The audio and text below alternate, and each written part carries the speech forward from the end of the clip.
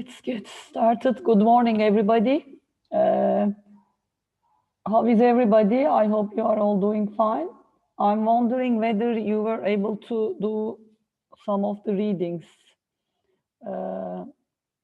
Actually, there was one reading assignment, which was read chapter 2. Now today, because we will be starting chapter 3 from your textbook. Okay. And what are we studying? Last time we studied sinusoids, right? Sinusoidal signals, its parameters, it has amplitude, frequency. Okay, let's maybe go to share. Nice, let's see. All right, nice. So remember, we said last time,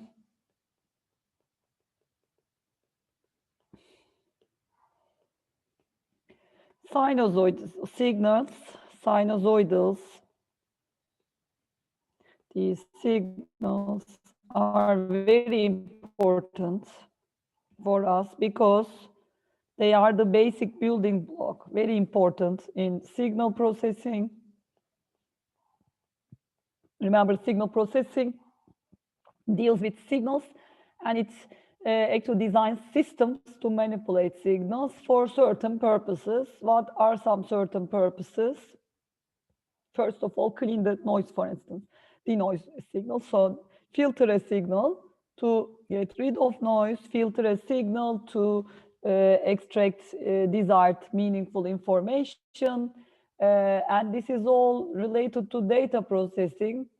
Remember, or you guys know, currently machine learning is the hottest topic in our field. And convolutional, for instance, neural networks, or all kinds of, actually these deep neural networks, artificial neural networks are systems that extract information from signals or data, right? To extract a feature map or some, form of compact information and to use it for later tasks. It could be classification, detection, segmentation, generation of new data, right? Prediction, forecasting, things like that. So, in this course, you guys learn all signals. Guys will see all signals. This is all data also have, at least please, at the end of this course, you guys should be able to say, have frequency content. You should be the ones in the room, in any environment, to be able to know these concepts, frequency concepts. Because all physical signals, they include a certain range of frequencies, okay? Especially, for instance, periodically oscillating signals have, we will see today, multiples of a fundamental frequency, which is very important. So are very important, we said, I can talk about real sinusoids like this with a certain frequency, W, remember this was really 2 pi f, this is radians per second, this is 1/2. This is phase, remember, and this is the amplitude, of course. This is the usual sinusoid you are used to. Of course, here omega t is the argument, right? Like your theta, right? This is like the theta you guys were used to from before.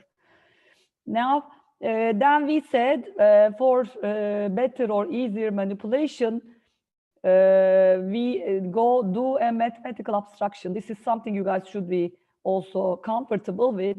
We said, let's go to complex sinusoidals, because those will be, this is also our basis function, real basis functions. Remember, basis functions are some building blocks of some domain, some transform that represent our signals in a certainly desirable way, for instance, a compact way.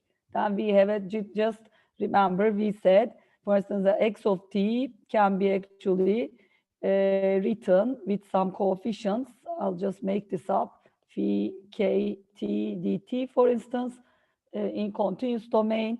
These are my basis functions, okay? This is typically the projection of the signal on top of the basis set. Okay. So, I mean, it's probably typically a set of these basis functions. But, I mean, this is a little bit just a side note. Basis functions are our building blocks, and sinusoidals are the basic building block for representing frequency content of signals, but there are other kinds of bases. Okay, please just be aware.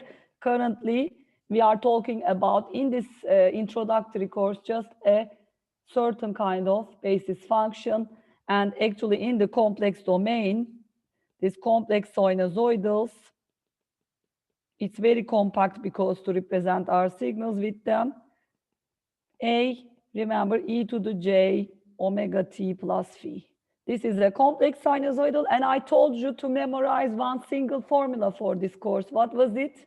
Can you guys respond? Just a second. I'm waiting for you guys. Just a second.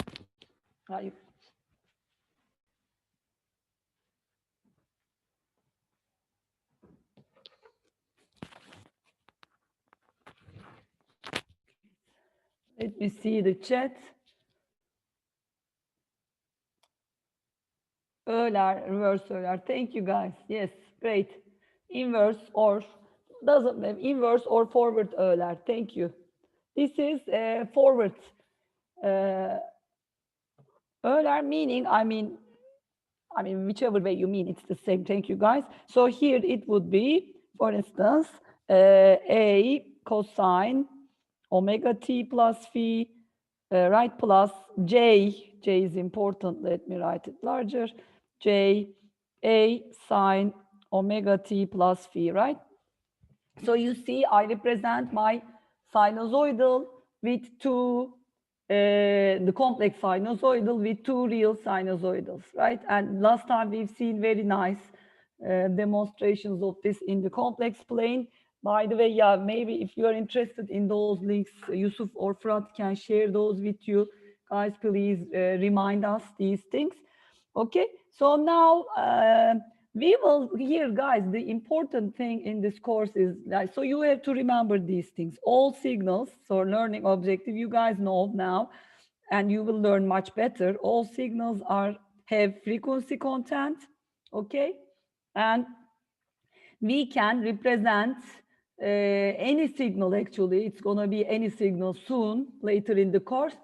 But first, we will start with periodic signals. Periodic or not periodic, we can represent a signal as summation of, so it's like a superposition, right, of multiple sinusoidal basis functions. Then actually you can, I think, imagine it would be very easy to spot and extract related frequency information from signals. That's the actually one of the important learning objectives in this course that leads us to spectrum representation, guys. So let's, today we start chapter 3, okay? So let's maybe start this on a new page. So these are very important, just please remember these. This was the real sinusoidal. Okay, so now let's go to chapter 3. So that adds a reading assignment to you guys. Okay, from your textbook, please start. And it is spectrum representation of signals. So this is where we now go to frequency domain. We start dealing with frequency domain. Okay, so let's just say that or define this guy. Define spectrum representation. Okay, the definition of spectrum representation is, guys, it is a compact representation. Okay, a compact representation of frequency content, because we said all signals have frequency content, right? Frequency content of a signal.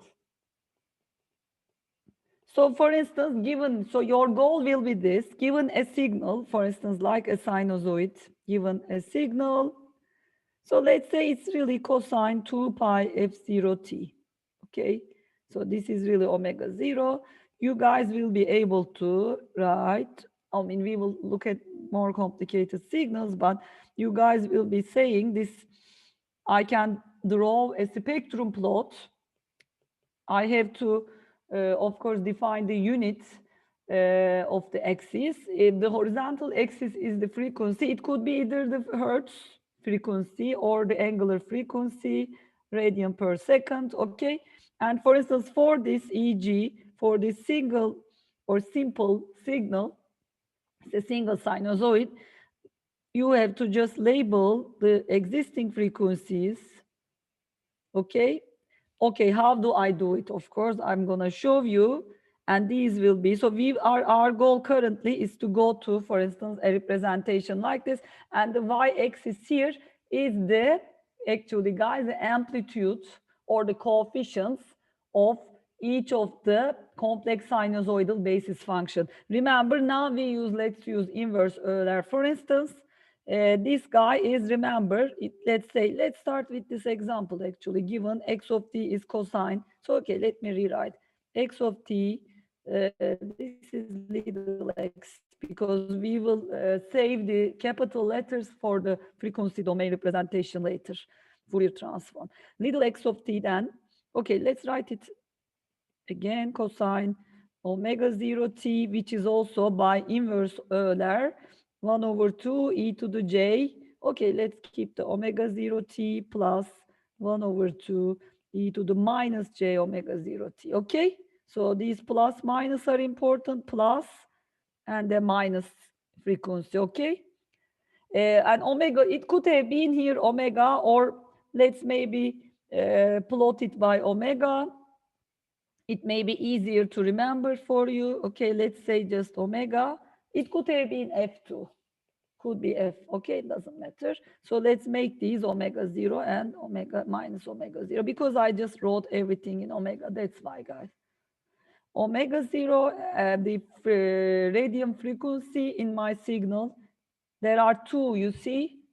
It says the sinusoidal, remember, a real sinusoidal has two actually complex sinusoidal components due to Euler. Again, inverse Euler, recall your formulas. Did I write Euler here? Yeah, let me write Euler here just for your notes.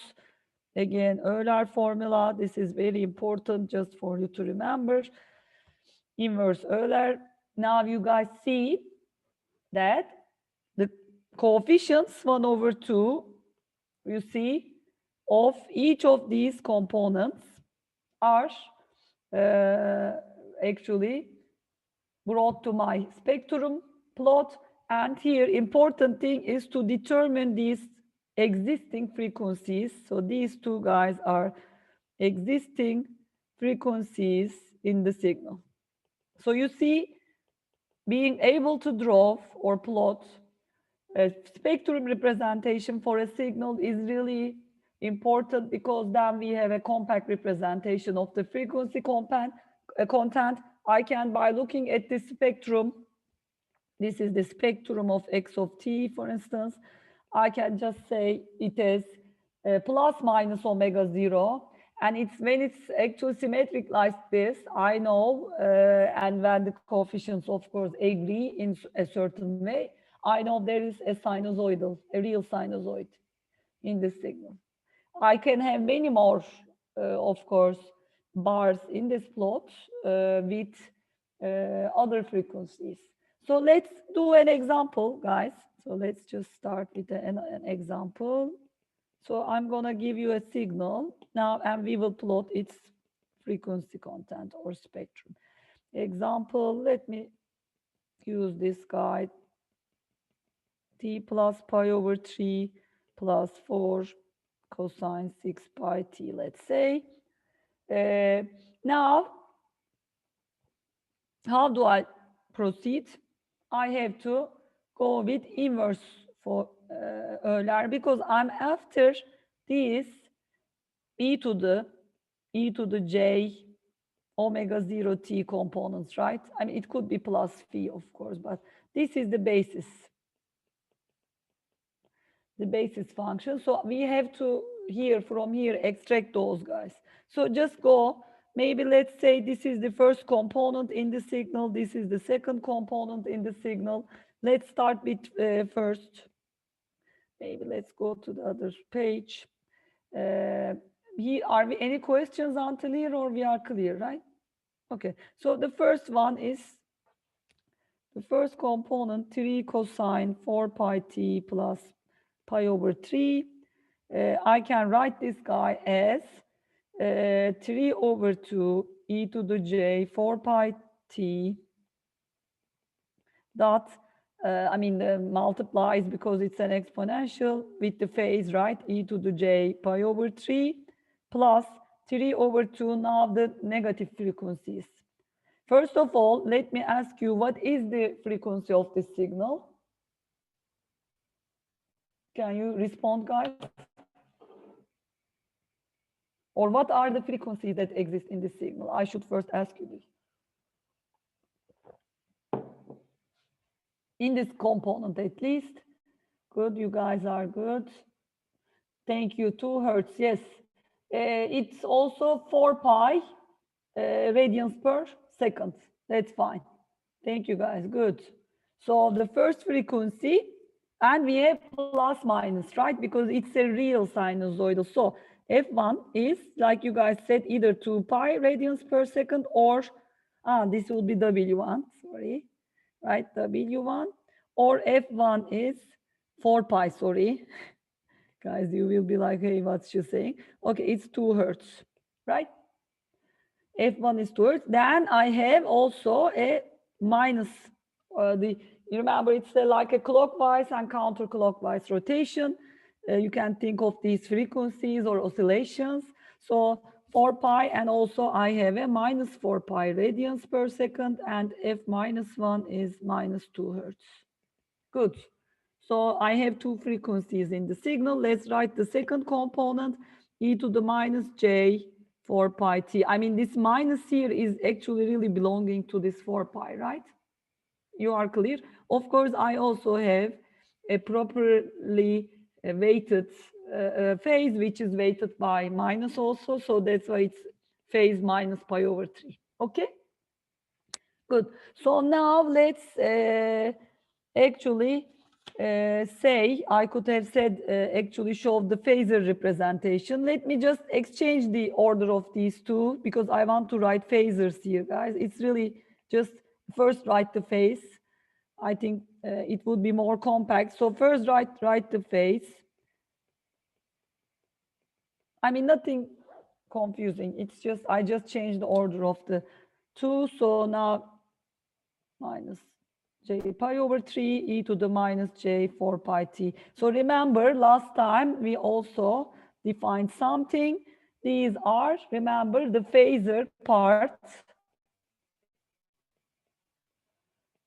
This is the actually complex amplitude part, okay, of each of these sinusoidal components. So these guys are actually the basis functions, the parts of these decomposing or building signals. Okay, so you see those are the time varying guys, right? So you see T are here. So these are the parts that give me the frequency, and then these are phasor. These are the complex amplitudes of the two basis functions. Okay, so these are both complex amplitudes. Clear? Remember, we remember this. Okay, so this was the first part. The second part of the signal is 4 cosine 6 pi t. So let's also do that. 2, 4 cosine 6 pi t. Now, which frequencies exist in my signal? Did you guys tell me?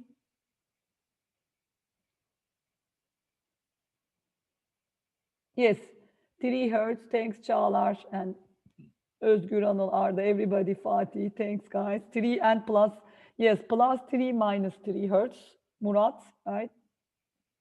Thank you guys. So if, let's call this F2 is 3 hertz, F minus 2 is minus 3 hertz. So from the signal, we have extracted these two guys. So I know this is really 2. Now there is no phase, right? Phase is 0. Here, phases were also like phi1 was pi over 3 and phi minus 1 was minus pi over 3, the phase. Here, phase is 0, so it's really J3 pi t. Yeah, you see it's also the radian frequency 3 pi plus 2 e to the minus J3 pi t. Okay, that's it.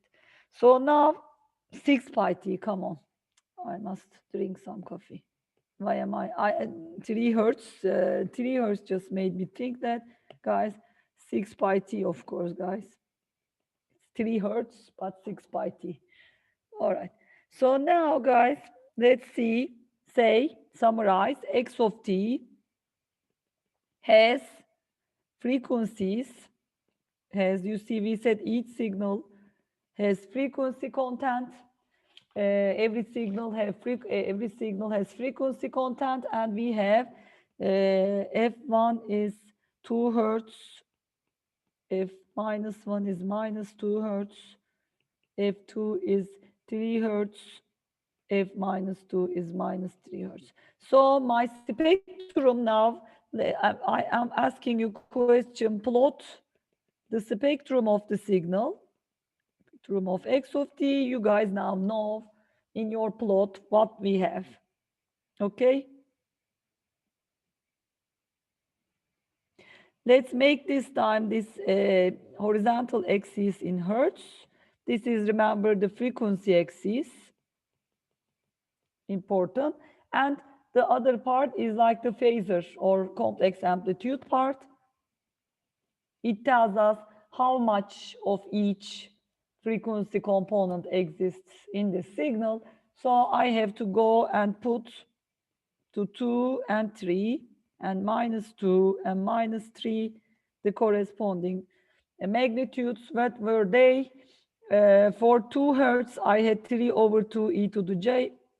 So let's say this is 3 over 2 e to the j pi over 3. At 3 hertz, I had 2, let's say, guys, let's just make it 2. You see complex, but still we plot it together here. One of them is real, one of them is complex amplitude. Now, the other guy is here. At minus 2 hertz, I have, from what we've just shown, 3 over 2 e to the minus j pi over 3. And for the other guy, for minus 3 hertz, I have 2. Okay, this was the 0 frequency. I don't have any component there. That's it. Guys, is this clear? This is the spectrum representation of a given signal. Any questions until here, guys? Clear, right? Clearly, we were given this signal and question was plot the spectrum. That would mean what is the spectrum? Find the spectrum representation. Maybe I should say not plot, but the question was find the spectrum representation of x of t. To do that, you guys decompose the signal into its building blocks, right?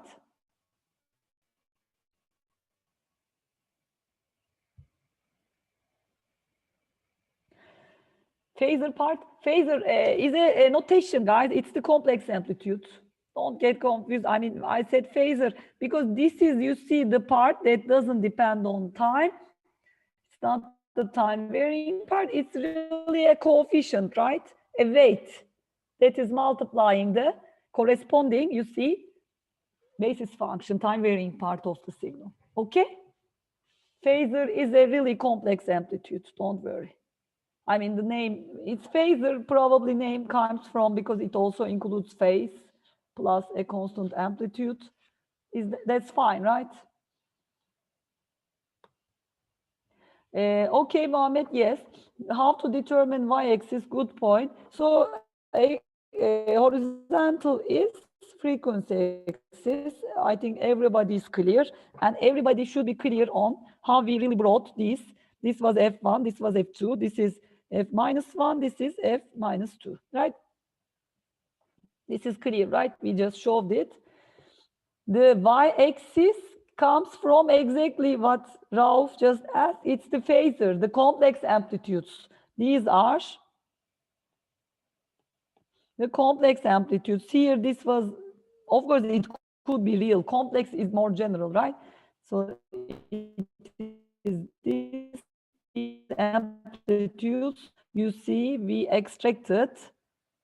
So extract the amplitudes that are, so these are really these guys that are not time varying, right? The weights. Now, is it clear, Ahmed, where they are coming from? Ah, just a sec.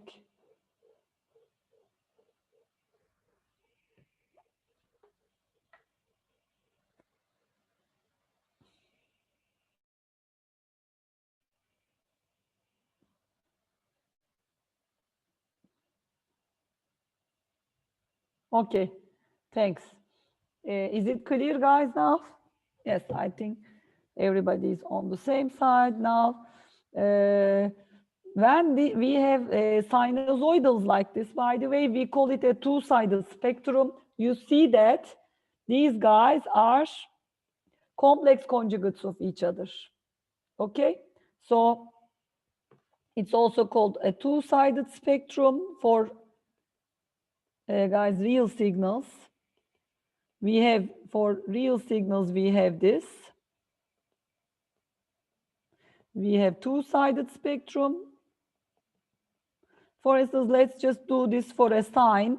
If, I mean, very simple. If x of t was really just, let's say, 5 sine 7 pi t plus pi over 4. I just made the signal up, and I can use my Euler because now I want the spectrum of x of t, let's say, and it's a real signal, right? This is a real signal. For complex signals, it doesn't have to be symmetric. Two-sided, we will see now. Spectrum of x of t sided. So this means actually symmetric with respect to x-axis. Spectrum with respect to y-axis, sorry. Okay, so let's see this guy. I would have to, guys, right? Just a sec. I would have to. Okay, I'm recording, Elvin, now. Thanks. All right. So, guys, let's just check the, again, spectrum of this guy, spectrum representation of this simple signal. How many frequencies does it have? You guys tell me, and which frequencies it has. I think now you can spot very easily. It has 7 pi radians per second. So here it has, let's say, just single omega 0 or omega 1, let's say, is 7 pi, because I have omega minus 1 too. Okay, then omega minus 1 is minus 7 pi. So let's maybe make it minus 7 pi radian per second. But let's first write its Euler-based decomposition. 5 over 2j. Remember, with a sign, it's a little bit more involved formula. 2j e to the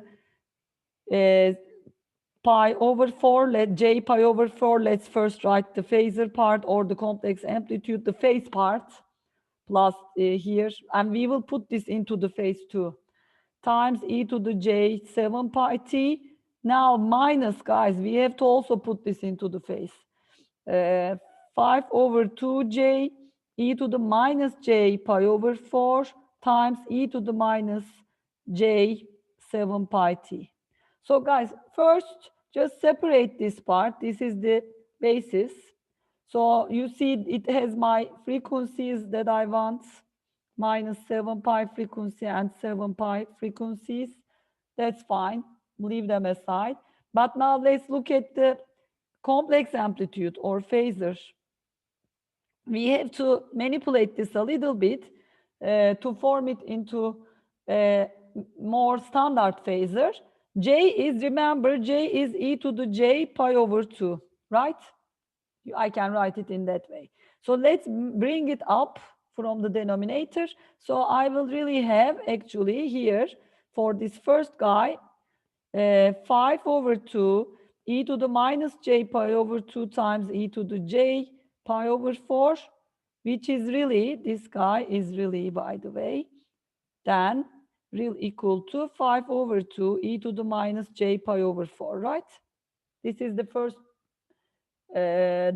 first coefficient of the first component, frequency component of the signal. Now do the same for the other one. This was the phasor one. Phasor 1, let's say. Now the second one, guys, phasor 2 comes from here. Now I also have to look at this minus here. Minus 1, remember, minus 1 is e to the j pi. I can use it, right? So that phasor, okay, let's note this somewhere else. Sorry. These are some recall. Minus 1 is e to the j pi. Okay, j is e to the j pi over 2. Of course, you can also see minus j is, for instance, e to the minus j pi over 2, things like that. Okay, so I'll use that. I will have e to the j pi from the minus. This is really minus 1. Then I have a e to the, okay, I have 5 over 2. Let's bring it here. 5 over 2. Then I have e to the minus j pi over 2 from the 1 over j, remember? And I have times e to the minus j pi over 4. Okay? So I should really end up with here, these guys, two guys were e to the j pi over 2. I end up with really e to the j pi over 4. Okay? And 5 over 2. And actually, I could have really written this directly by looking at the result of the first phasor, because I know it should be the complex conjugate of this first guy. And it is these guys. So let's say this was phasor 1. If this was really, let's say this was the coefficient 1, then this is coefficient minus 1, which is really C1 complex conjugate. Okay? It's the complex conjugate. Now you can just go and plot this two-sided spectrum. Two-sided spectrum meaning it is it has frequency components at the two sides. So these are, let's just use maybe this time W or the omega, the angular frequency. I just bring 7 pi and minus 7 pi and just bring C1 and C2. Let's say this is C1, which is really 5 over 2 e to the minus j pi over 4. And this is C minus 1, which is really 5 over 2 e to the j pi over 4. Okay? Are we clear? This would be two-sided spectrum of x of t. Okay? Another question, maybe another example. I'll just ask you how to proceed, and you guys, and I'll write the spectrum because I believe you guys can do it now. Now another signal, let's just say this has a constant part, 10 plus, it will be easier to show, let's say, with a cosine. Oh, okay, I also have a sine.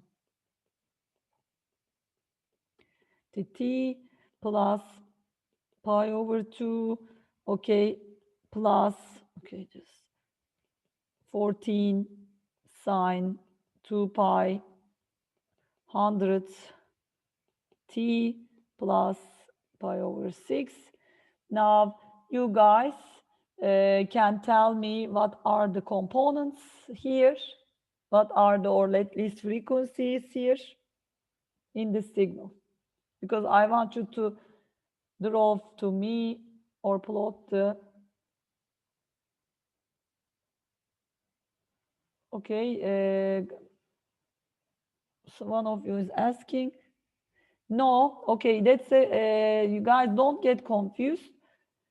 From the previous example, one of you asked No, this doesn't, you asked this should be plus, this should be minus. No, with a sign, actually, it is reversed. I already derived it. Don't memorize. With a cosine, simple cosine, you're right. No, it doesn't have to be. If the phase is negative, right? It could have been, for instance, e.g., plot spectrum of, now you guys can see, maybe I should pick a negative phase, but spectrum of, please plot this cosine, for instance, 2 pi t minus pi over 7. Plot the spectrum. Now the phasor on the positive side will have a minus pi over 7, right? Okay. Why do we have two plus signs? By the way, first of all, thanks, Arda. You already replied. We have which frequencies are there? 250 plus minus 250 hertz, perfect. Plus minus 100 hertz, but one is missing. What is it? What is the frequency? You guys missed. There are 5 frequencies in this signal. Yes, 0. Thanks. Thanks. Abdullah Yusuf, thanks. That is a 0 frequency, right? It's the constant signal. So we should say, guys, this is, because you can think of it in this way, 10 e to the j0, right? So this is a constant component, constant signal component, and it has, let's say, 0 frequency. Let's maybe, okay, both omega is 0, f is 0. Okay, good. Because constant, there are no oscillations. That's why constant is constant part of the signal has 0 frequency. Now, this we said this has f equals plus minus 250 hertz. And this component of the signal has f equals plus minus 100 hertz. Guys, one of you asked, what are these e to the j? I mean, this is complex calculus. We did this last time. Please go and read the appendix in the textbook, complex calculus. You should really imagine the complex plane, and you should, this is important. If you can't do this, you can't really deal with these complex signals, okay? It's okay. You may not have done the readings, but I'm warning everybody now. If you guys miss the material in signals, it piles up very quickly. It's a mathematics.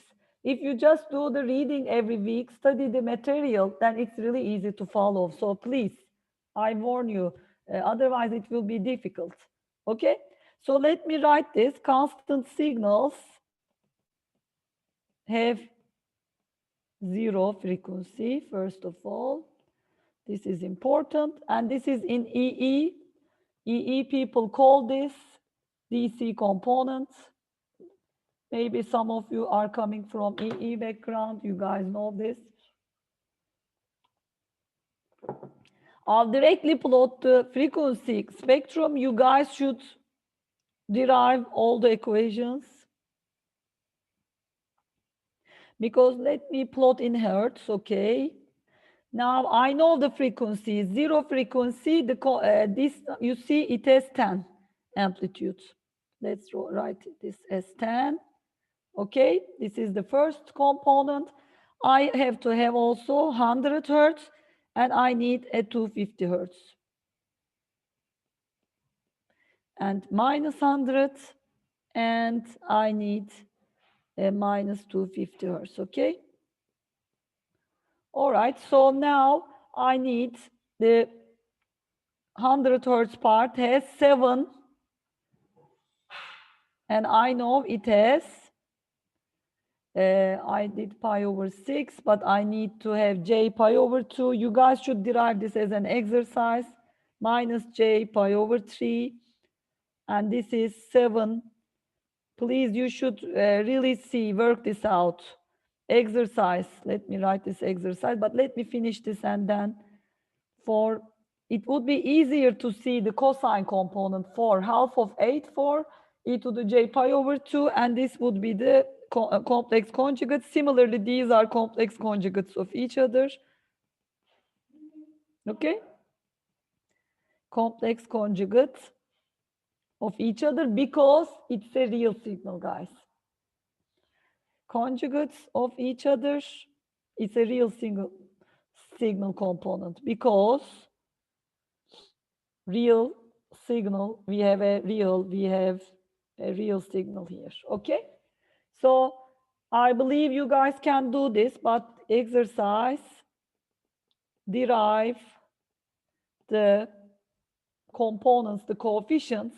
So let's maybe call this C0, C1, C minus 1, C2, C minus 2. Derive the coefficients, okay, in the spectrum.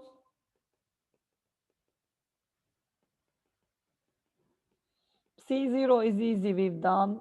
C1, C minus 1, C2, C minus 2, okay? I believe you guys can all do it. Coefficients in the spectrum up here, okay? You guys should do it. So note the notation, you see we don't keep magnitude, these coefficients are also phasors, right? Magnitude of the coefficients or phasors, let's say, I call phasor A e to the j phi should be positive. This is convention notation, should be positive, okay? So let's make an example here. If I had minus pi e to the j pi over 3, so I'm repeating again, one of you asked this. I need to bring this by e to the j pi, 5 e to the j pi over 3, right? Now I can, guys, say this is really 5 e to the j 4 pi over 3. But by the way, please see that this is periodic, right? These are complex exponential bases are periodic. This is also equal to, I could have brought e to the minus j pi, okay? Then I would have really minus j 2 pi over 3, right? So phase is ambiguous, that plus minus 2 pi multiples of k2 pi, they are all the same, right? The same signal.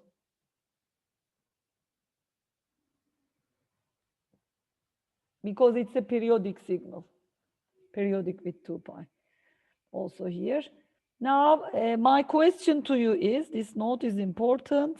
Another exercise for you to work at home. Please work these at home on your own. Okay? Now I give a signals spectrum. I'm gonna give you the answer also, so you guys can really do it. I mean, check yourself, I mean. F is hertz. Let's see. Now I'm giving you 5 here. 50 hertz. Minus 50 hertz.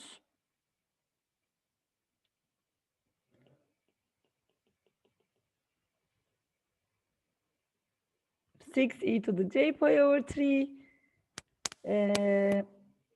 6 e to the minus j pi over 3. Actually, guys, I want to make it difficult. This would be, in this case, okay, let's see. The question is, what is the signal? So my question is really, now given the frequency plot, right, spectrum plot, what is the signal? From the plot, you should be able to read off the corresponding frequencies here and their amplitudes, okay? Their amplitudes, read them off and write to a signal. So I'll give you the answer, then I'll change the phase and you guys should really, I think one of you has replied, some of you. Salih, actually, you remember sine is really like cosine. So sine omega t is just, they have a phase difference. It's fine. You can either go with cosine or sine. Cosine is typically easier. So for instance, when I look at here, but you may have to go to sine too. I will write now. Yes, is there a single signal, Arda? Good question. Because it's just addition. Actually, it's multiple signals, we are adding them, and the overall signal is this final signal. So it will be, for instance, 5 plus 12. Just read it off, 12, because it's a cosine, let's say. Cosine 50 hertz is 2 pi, so it's 100 pi t plus pi over 3. You should be able to write it in this way, okay? But for instance, I can give you something else. You guys should now maybe plot or do this one. It's the same thing, but maybe now, if it was 6e to the minus j pi over 3, guys, do this maybe now on your own, okay? What is x of t? I mean, it is symmetric, by the way. I think I didn't do it symmetric. Let's just make it symmetric.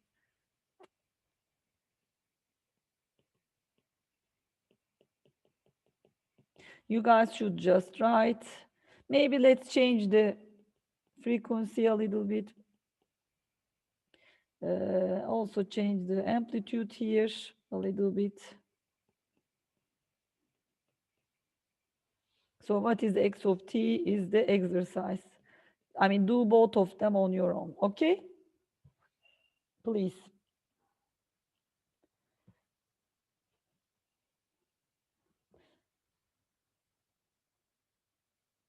This could also go to the phase part, of course. I mean, as a minus. I was going to tell you, make a sign, write it in terms of a sign. You could, of course, always put it into the phase as a negative minus priority, but maybe I can ask you this, write it as a sign. Omega t plus v. Yeah, that would be, I think, better. So you can know how to convert it to sign. Okay, that's good. All right. We will go to multiplying two sinusoids, but I will give a break. It's already 50 minutes, guys. Question? Mustafa, okay. Yes, 305. Yes. What you wrote sounds good. One of you just solved it, but guys, you can always share these exercises through message boards. Please share with each other. So after the break, we'll take a break now. Go drink coffee, water, guys. We will multiply two sinusoids, starting now, manipulating signals. Okay, we will multiplying two sinusoids is the next topic we will be dealing. Let's give a short break and 10-minute break and be back, okay? All right, let's continue now with manipulating signals now and still looking at how the manipulated result is in the spectrum representation or domain. So let's try to, I mean, I will tell you why we need to multiply two sinusoids. We are adding sinusoids, right? And that's typically the main goal. But when we multiply them, actually, we will see that we can convert that to also addition of two sinusoids. But multiplication of here, specific combination is important. One of them is a small frequency, low frequency, and typically the other is a large frequency. There are many applications, uses of this. For instance, amplitude modulation. That is the basis of actually communications technology of what humans developed during World War II. We were talking about this, to be able to send signals over long distances. Typically, a low frequency signal like this, for instance, cosine pi t, you see my W, or the frequency here, is pi radians per second. So F is really 0.5 hertz. Is multiplied by a larger, I mean, here it's not really a big difference. Typically, one of them is like kilohertz, the other is megahertz, but I mean, this is just for illustration. It's 10 times the frequency sine 10 pi t. So here, the frequency here is now 10 pi. Of course, it's plus minus, right? Plus minus, of course. Okay. So guys, now let's find the spectrum. Now you guys can do this actually through Euler's formula, Euler's expansion. You guys, or let's just do it very quickly as an exercise together. Let me write the cosine 1 over 2 e to the j pi t plus 1 over 2 e to the minus j pi t times, now write the sine 1 over 2j. Maybe let's write this. Okay, let's first write it as it is, then I can take it to the phasor, minus 1 over 2j e to the minus j tan pi t. You see how useful the Euler formula is, because now just expand this and rewrite the signal in another form as addition of two sinusoids, you guys will see. So now x of t is really, right? Let's bring everybody, just do the multiplications. Let me quickly do this. 1 over 4j e to the j 11 pi t. You see now new frequencies coming. The original signal had these frequencies of plus minus pi, plus minus 10 pi. Now I'm seeing 11 pi. You see, for j, now I'm seeing another one, which is 9 pi's, right? 9 pi t plus 1 over 4j e to the j 9 pi t plus minus 9 pi minus 1 over 4j e to the minus j 11 pi t. Okay? So now do the math as we've done. These minuses and the j's in the denominator should be really put into the face part. Okay? I believe. Okay, let me maybe just note them. Maybe note it on the side here, note. Guys, see the other side.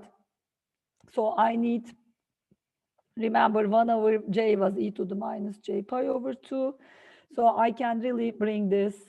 And minus, I need minus 1 over j's also here in this case, which is really e to the j pi over 2. I believe you guys can do these now.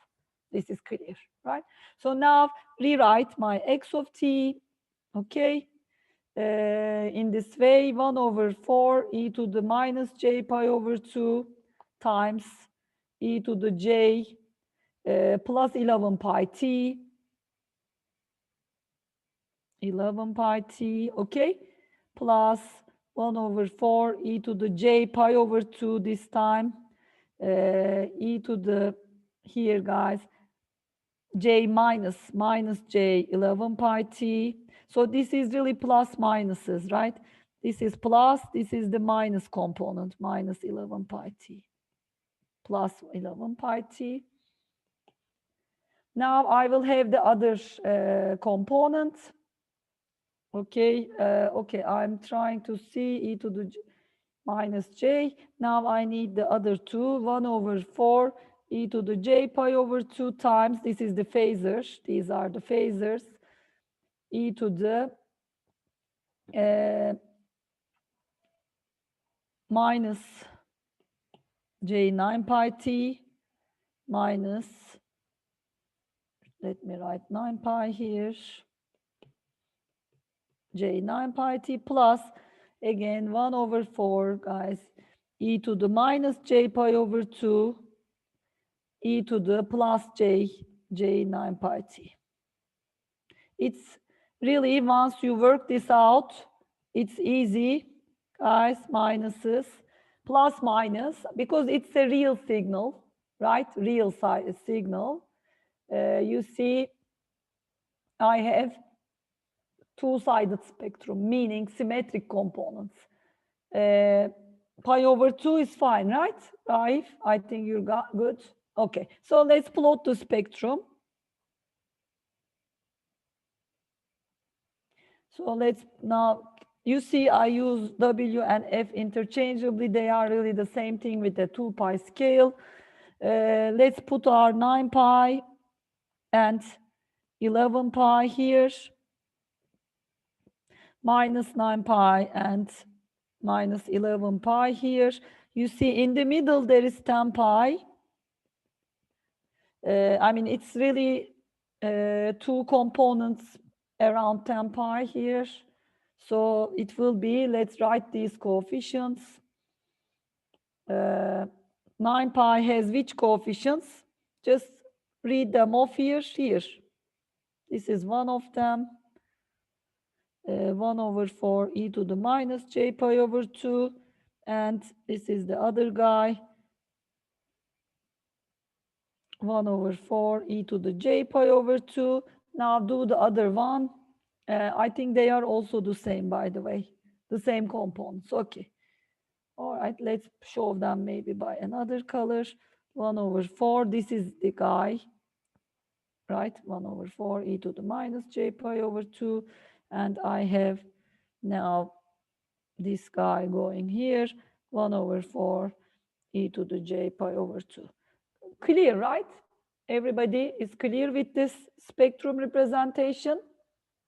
You see, in the end, from here, I would have an x of t signal. Now from here, I can write, it was multiplication here, but it's gonna return or turn into addition.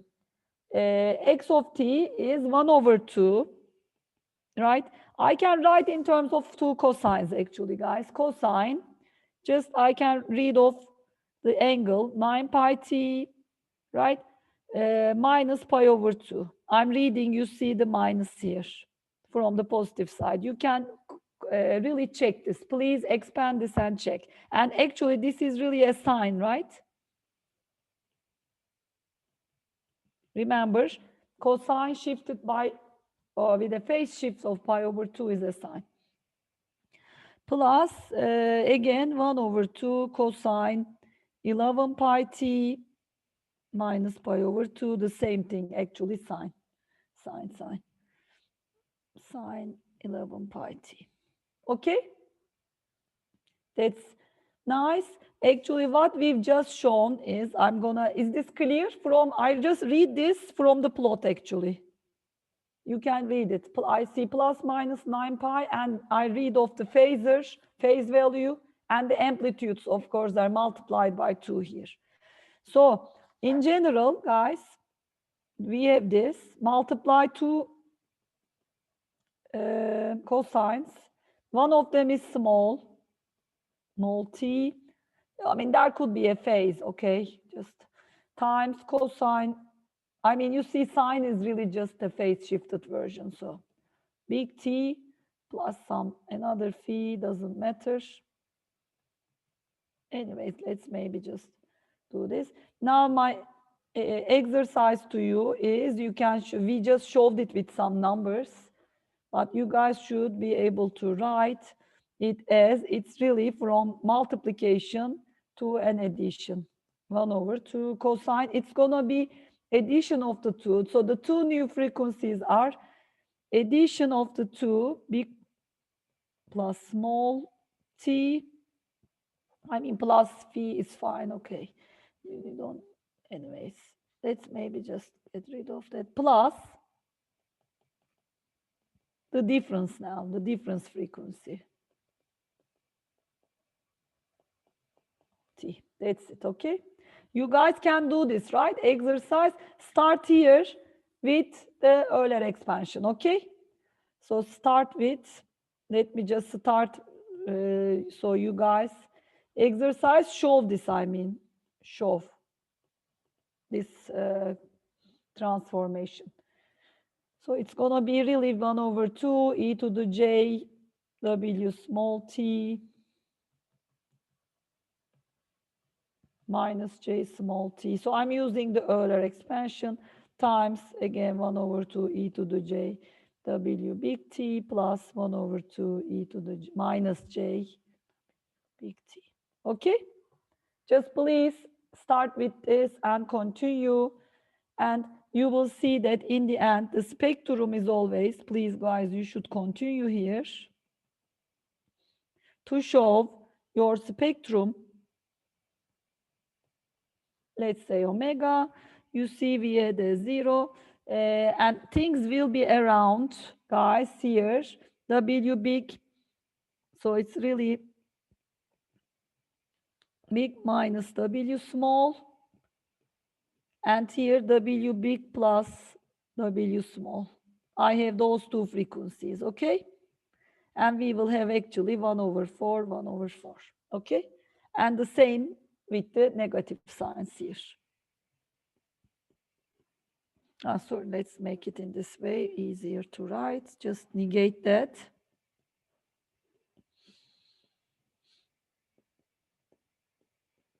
Right, minus W big, yes. Exactly the same thing. 1/4, 1/4. Okay. So the point here is, this would be our x of t. Any questions? Okay. Guys, the here, important note here, the remark is the frequency or spectrum of the low frequency signal, of the low frequency signal. Which one is the low frequency? The small one. Its spectrum was this guy, right? I have, let's say, W here, W small, okay, 1/2, minus W small, 1/2. You see, this was 0. You see this actually here. This is really 2W small, right? Exactly like here. 2W small, the width. That is the bandwidth of the signal, actually. We will define these later in the frequency spectrum or frequency response later. But it's the same here, 2W small range, the spectrum. So this spectrum, you see, this guy is carried to high frequencies. The spectrum of the low frequency signal is carried to high frequencies. And actually around the center point here is, what is it? W big. This is minus W big. This frequency is minus W big. So you see, guys, the small frequency signal was a lowly varying frequency signal around 0 frequency. Now it's carried to around W big, the large frequency on the both sides, of course. Okay. This is the idea of amplitude modulation, by the way. So this is the, you see, you already learned about amplitude modulation by just learning how to represent signals in the spectrum representation. Idea behind amplitude modulation. That is, amplitude modulation means modulate a signal. For instance, like signals that we are interested in carrying over long distances, like our voice signals. That is lower frequency compared to those carrier frequencies of the communication systems. So for instance, typically, because our auditory range, hearing range is, remember last time we looked at it together, we try to hear the frequencies, 20 hertz to 20 kilohertz on paper, but actually probably like 30, 40 hertz to, I'm just making this up, 18 kilohertz. This is the frequencies of our sound, music, speech, right? Because we can't hear beyond those. We should be bionic people to add those, augment our capabilities later, maybe in the future, but currently that's all we can hear. So our sound signals are in that range, let's say small frequencies like here. Then we multiply it with a carrier frequency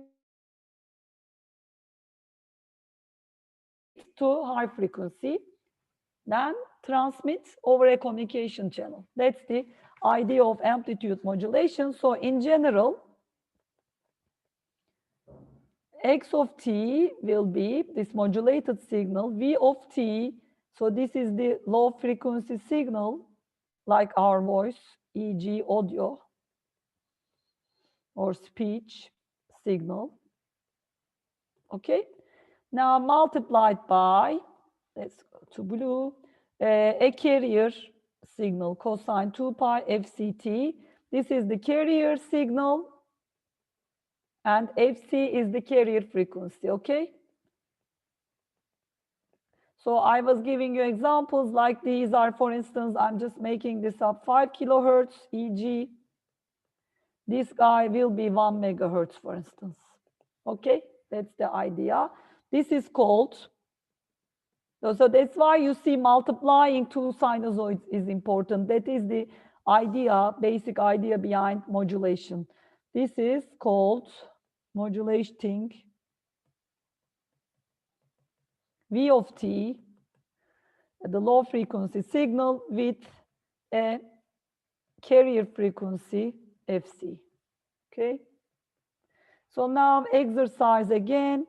If I have a low frequency signal, I'm giving you given V of t is, let's say now it also has a DC component 5. That's a 0 frequency. So I can still carry it to the high frequencies. 4 cosine 100 pi t. Okay. This is low frequency signal. Which frequencies are there in this signal? I'm asking you. This is low, of course, relatively, right? Compared to, I'll give you a carrier signal. And now I will give it to you. I will say now the modulated one, V of t times, let's say cosine 100 kilohertz carrier, that is 200,000 pi t. Okay, here carrier low frequency compared to a carrier signal with a carrier frequency 100 kilohertz. Okay, this guy. You guys can see I divided by 2 pi. Okay, now do find, please. I'll draw it and you should derive it. Spectrum of x of t. Find this on your own. Find this. So what happens is the V of t spectrum. Let's first V of t spectrum. Let's first draw it. Guys, let's just.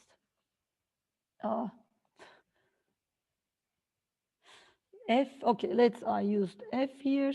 So 5 is here, right, guys? So I have 5 at 0 hertz. I have 2 at 100 pi over to 50, right? These are 50 hertz. So it would be really 50. It should be 2. So let's make them smaller.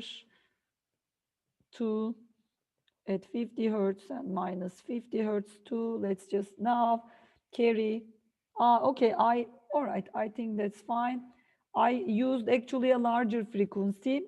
Let me maybe say, so this was DC or constant part of the signal, 0 frequency, right?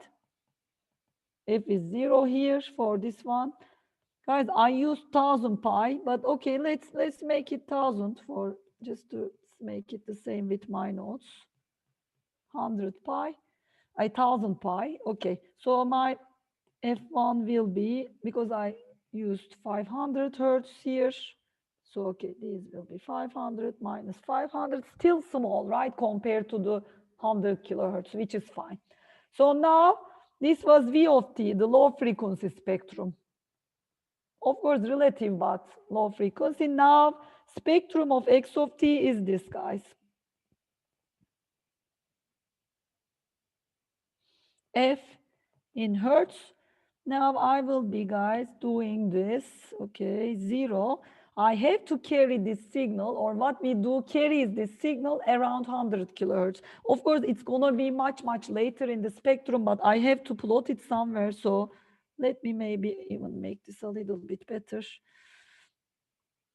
Guys, let's try to go a little bit far. Maybe make this 100 kilohertz. And this minus 100 kilohertz. Okay. F is hertz. Again. So now I need this.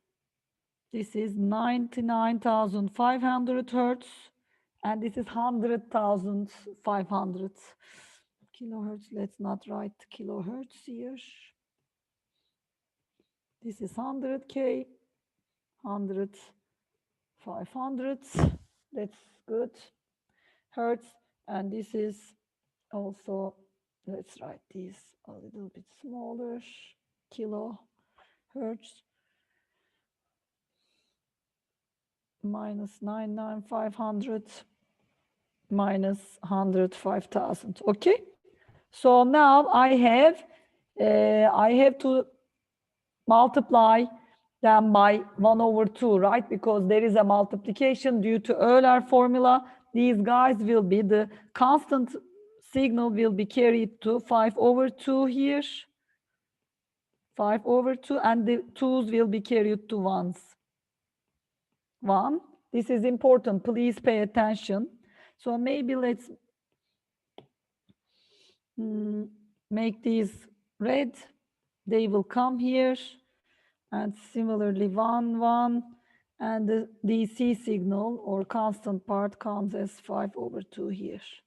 Okay? So my exercise to you is derive this using Euler's formula, okay? So exercise, please derive this using Euler's formula. It will be again a good exercise for you, okay? So what we did here, you see, is really we used modulation idea to carry the signal. We modulated or we carried, let's write this here. We carried frequency content of the V of t, frequency content of V of t, the low frequency signal like our voice signal, to around 100 kilohertz frequencies, okay? By modulation, this is important, by modulation. Okay? This is important. Is this clear? Are we following, guys? Any questions here? I think the idea is clear, right? So you guys, all right, perfect.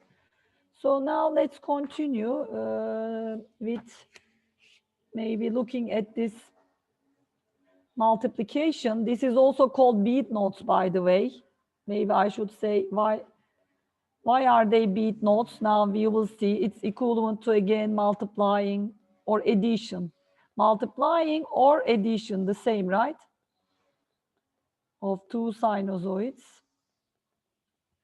So here it will be like, but two sinusoids, but beat notes are when one of them is slowly varying, meaning low frequency, right? This is equivalent to low frequency. Other is rapidly varying. This is what actually music people use, right? The disco music type, you will probably make the idea if you heard of such music. I'm sure you have. So this is high frequencies, high frequency signal. So the idea is, for instance, x of t is to, let's say again, cosine 2 pi 20t. So this is the low frequency, low varying, slowly varying, and cosine 2 pi 200t, let's say. So again, this is slowly varying part. This is the, I mean, here in this case, relatively rapidly varying. So also we can look at the period actually. Here t will be 1/20 seconds, right? And here t is 1/200 seconds, meaning this guy will go longer. So now we look at it in time domain. Look at it in time domain. In time. So this is it. Let me try to draw this, plot this, guys.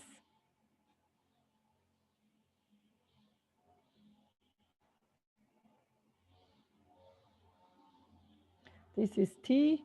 I will try to plot it, but there are better plots in your, of course, book. Please check them. Probably I should do things like this. I mean, One of them is slowly varying. I'm plotting the slowly varying one. Okay. We will multiply them. And then other one is I mean, it's a cosine, right? So this guy will be the first one. And let's plot maybe the other guy. The other will be, of course, I mean, this is really rough drawing. I mean, it won't be like this, but I need to also, guys, save this guy because it's gonna have an envelope like this.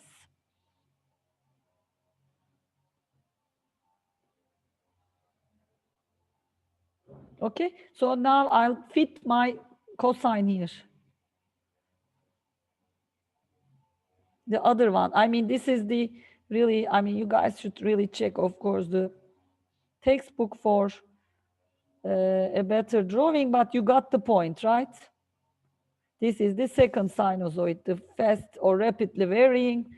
It should be 10 times though, but I probably draw it like 5 times. Fast varying by just looking at the peaks.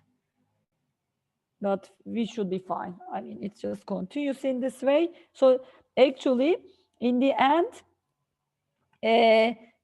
I mean, this is actually, I just plotted the multiplication already. Guys, the second sinusoid is, of course, in this way, right? I mean, it was really like this.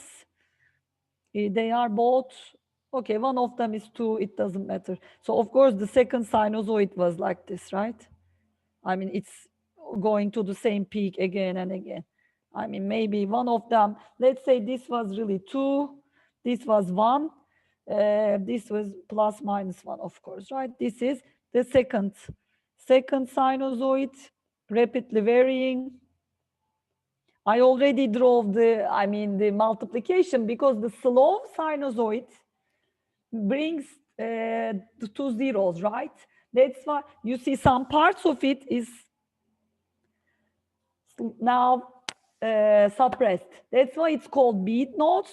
There are loud parts, these peaks, the loud, in music people know this, and there are these soft and loud. That's why it brings the beat note pattern. I'm gonna play actually now, I think. So the idea is when 2 sound waves of these differing low and high frequencies, there are what we call interference patterns, construction and suppression, destruction, let's say, constructive and destructive interference. This pattern is called beating phenomenon in the signal. Also, for somebody who has seen signal processing, you guys should see or know this. And the idea is in beat notes, this was the, guys, just this was the second sinusoid. So beat notes, let's say, the idea was, I mean, it continued here, the adding sinusoids of, adding 2 sinusoids of, adding now I'm saying, slightly different frequencies, multiplying one low, one high, but equivalently, so it's equivalently adding 2 sinusoids of slightly varying frequencies. Remember, it was really in the end, where did we plot that? Or this was it.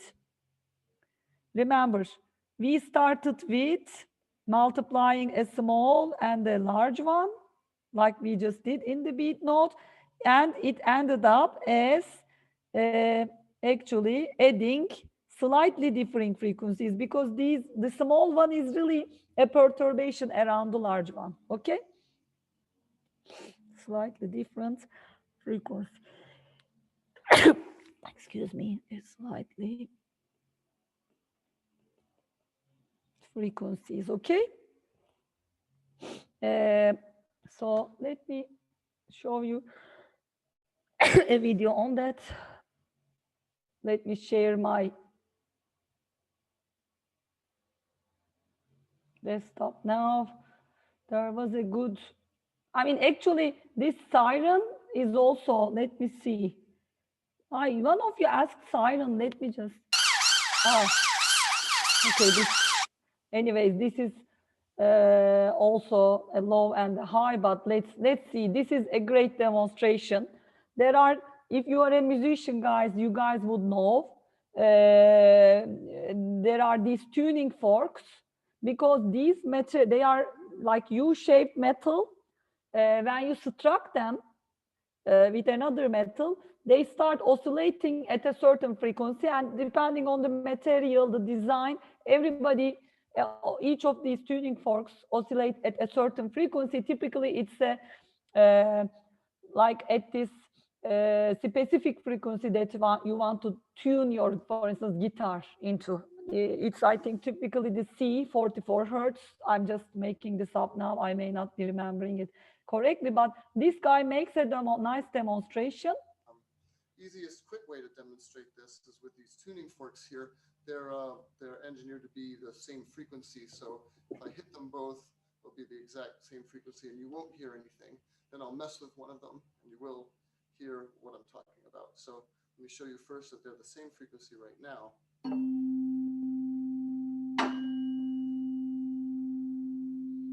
Nothing at all. But you guys hear the tone, right? You guys already are experts in this. You know, a single tone in music, what we call notes, for instance, C, which is, let's say, a do, right? That's a single sinusoid oscillating at a single tone. Here, this tuning fork is the same.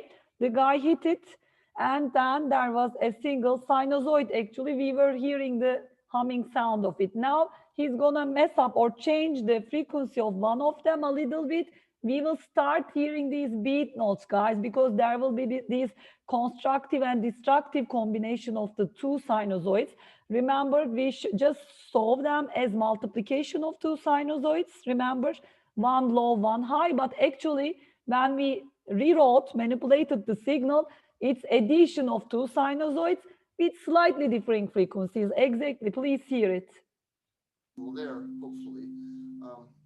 Turns out though, if I take this little weight here and attach it to the prongs of one of the forks, I will throw its frequency off. Then there'll be a little bit of a difference. We'll be able to hear the beats between the two forks. So let me actually do it farther up here, so they're very different in frequency. Then the effect will be obvious. So one at a time, they sound like this. And this. A little bit different. Well, you should hear that this fork is playing lower now. It's lower, significantly flat. Lower frequency. And if you play them at the same time, then there'll be some audible beats. So here we go.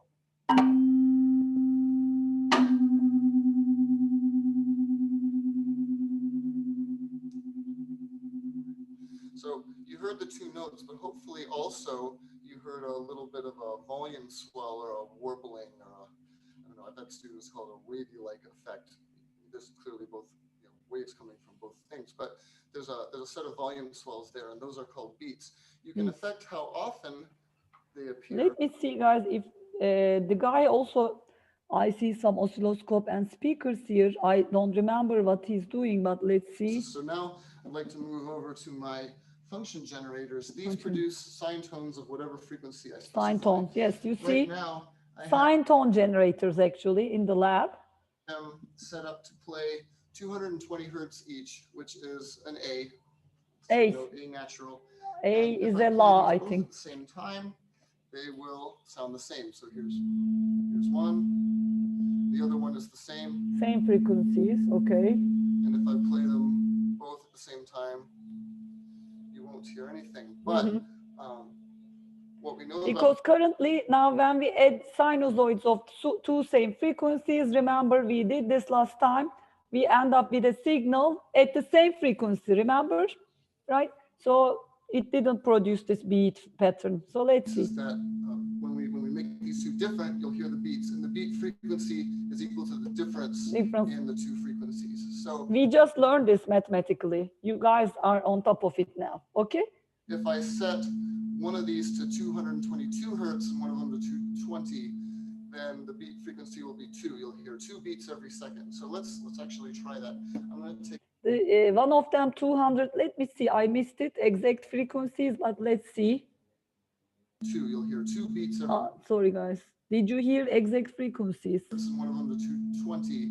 Then the beat frequency will be 2. You'll hear 2 beats every second. So 220, 222 probably. I'm going to take this here because and the adjust difference is frequency 2. so it's exactly 222. The 222. difference will be 2 hertz. And 2 hertz, we'll yes. hear the beats very exactly.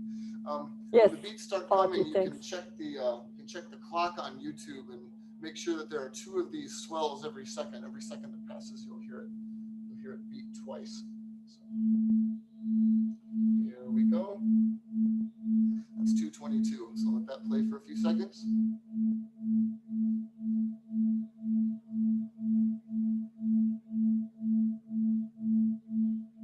So hopefully that's audible.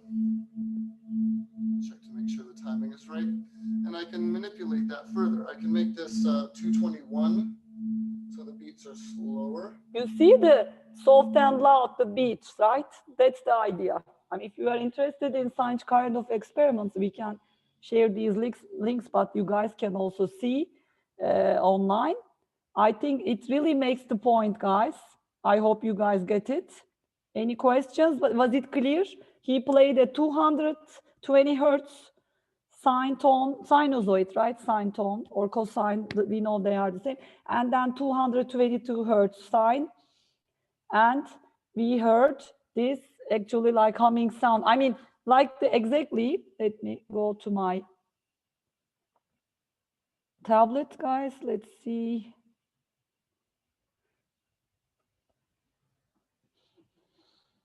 This was the idea. We've heard these lows and we heard these highs, the beat note. Okay, so here, then this in the summary, we had this, let's say, the beat notes. For instance, it was cosine 2 pi f1t, let's say, cosine 2 pi f2t. This is the summary. Here, for instance, in this guy's demo, this was 220 hertz, 222 hertz, right? e.g. And we know these guys actually were addition of, this is it, the sum, cosine f1 plus f2, we just derived it, but you guys please also derive this on your own. I think I gave you an exercise just a few pages ago. Cosine 2 pi, the f1 is the largest, but should be fine because cosine is a symmetric function, f2t, okay? 2 pi, I should have 2 pi here too, just for completeness. Cosine, of course, 2 pi f1 plus f2t, right? And f1 minus here, important thing is, guys, this was, let's say, so for this demo we've just heard, just add them up. It was 442 hertz, right? And I had 2 hertz here. So there was a low frequency one, exactly this blue one. For instance, this would be the 2 hertz, e.g. 2 hertz one, low frequency, slowly varying. And the other guy is 442. Okay? I'm making a mistake here, guys. One of them should be low. This is the multiplication, sorry. All right, I take it back. Of course, these should be 2 hertz and 442. Okay, just it's fine. We could all be, this should be, right? The beat note part is, because now I realized when I said it, this is 2 hertz and this is 442 hertz. Now I realized that those should be in the multiplication. It's fine. This is, let's say, 442 hertz, guys. This is 2 hertz. Now I get f1 plus f2, right? Am I right here? 220, 220, and 222. This should be 442. This should be, okay, 222 minus. Just to make this correct, guys. 442, this is 220 minus 220, 220. This is 2 hertz. Am I showing this not right somehow?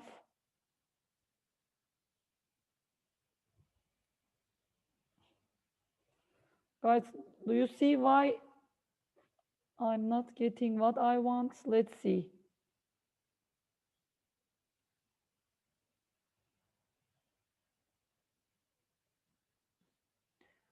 I will say multiplication is small 2 times 442, right?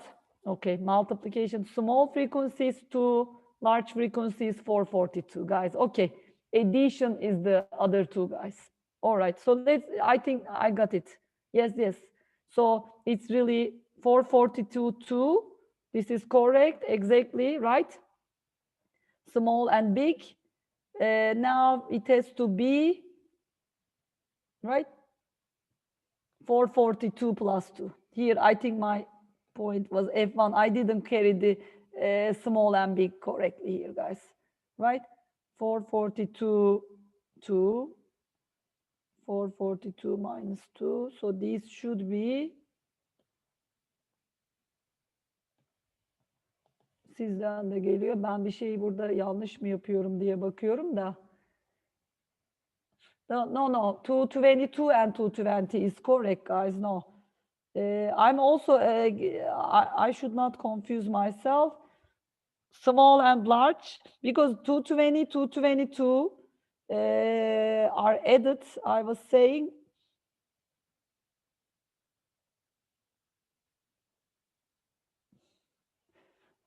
Guys, I'm after this, but currently, I think my naming is not correct here, right? Why am I getting this here now? 220, 222, no. Because I want to really do this, but, and the difference is here. My naming convention, I think, guys, I'm really not naming this correctly. Let me go back to this original derivation. Bunu derive edeyim mi? But this is correct. The derivation is correct, right?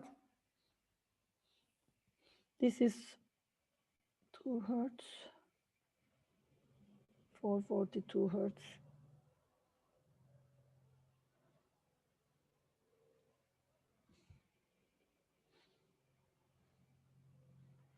If this is 2, I think my convention or somehow here something is fishy to me. If this is 440, 440, right?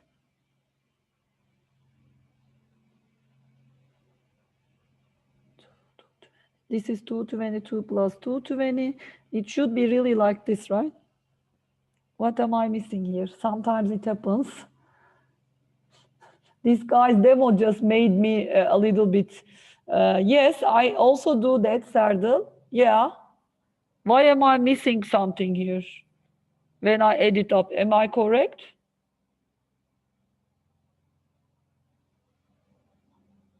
Yes, that's what I first wrote, but then I got myself somehow confused, guys. You're right. Come on, I have to. Yes, F1 is to, yeah. Guys, I think now I know why am I confused. Here, it's not modulation, but it was really, you're right. The first thing I wrote was correct, guys. I take it back, don't get confused. The reason I got my confused, I was thinking about amplitude modulation. I somehow thought one of them is small, one of them should be really much larger, 2 and 442. But here, the idea was to hear those beat notes. In beat notes, no, they are close frequencies, right? I need to do add 222, and this should be 220. It should be really around 221. I got confused myself with amplitude modulation, guys. This should be really 1 plus 2, 221 minus 2. Exactly. Okay. Minus 2. Okay, now I see. Oh, guys, this would make it, right? Can you guys check? This should be 220 plus. This should be correct, right? Now,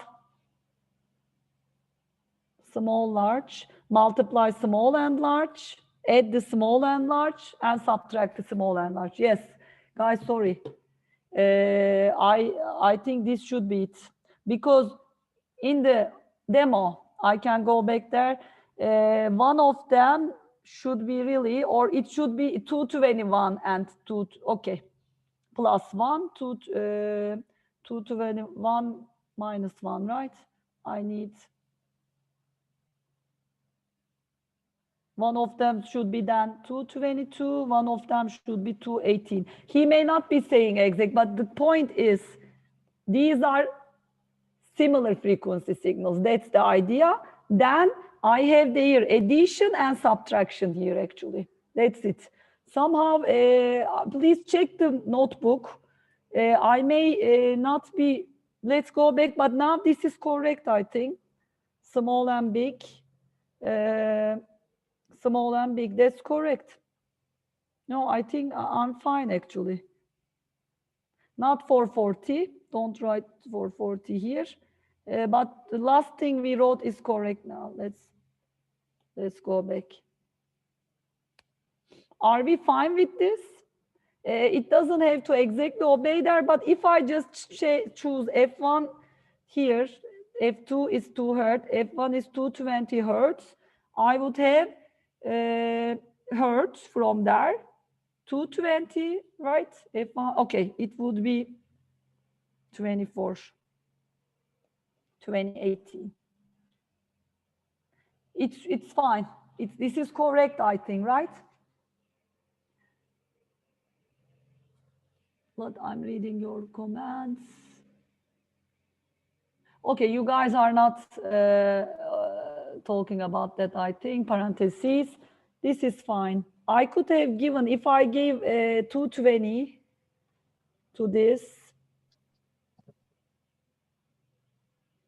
I don't want to go back to his exact numbers. You guys, the problem is we're trying to exactly catch the demo parameters. You can check. I'll give you, check and find the demo parameters, but what I'm writing currently is correct. Okay, 2 frequencies, this is fine. 2 frequencies that are slightly different are added, and that's what he did also. He may not have said them exactly correct, or I didn't have to carry them exactly the same. 2 things that are slightly different are added. Okay? Don't be confused, please. I know you just learned it. You can check and find the exact parameters from the demo, but it's fine. Or parameters, check and find the exact parameters. 2 slightly different frequencies are added. The point is one of them in the multiplication, guys, one of them is large, a large and a small frequency are multiplied. Any comments? Are you guys fine? No, Ömer Faruk, thanks for asking. In the demo, what is done is superposition, addition. That's why, remember, the guy just tweaked the frequencies a little bit. That's why I'm saying I may not copy his exact frequencies here, but when I choose 224 and 218, like I'm writing here, so remember he had 2 tuning forks, plugged something to the second one, changed the frequency a little bit. The reason we tried to catch exactly, he had 220, he said 222. Please check and find exact numbers, but this is also fine. 224 and 218, okay? So then I would have actually the difference, let me see, 224. So my F1 and F2 are 222 and 2, for instance, okay? Which is fine. Because I have the addition 224 and then I need the subtraction, right?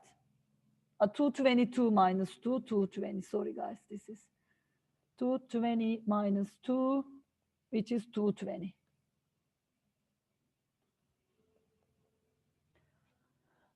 Okay, I think this should be fine because in the demo, the 220, for instance, was one of them.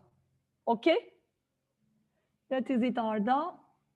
Every 1 second, 2 times every second. Yes, if it's 2 Hertz, exactly. It's 2 times every second. One of them should be 2 hertz, right? 2 times every second. Good, you're good.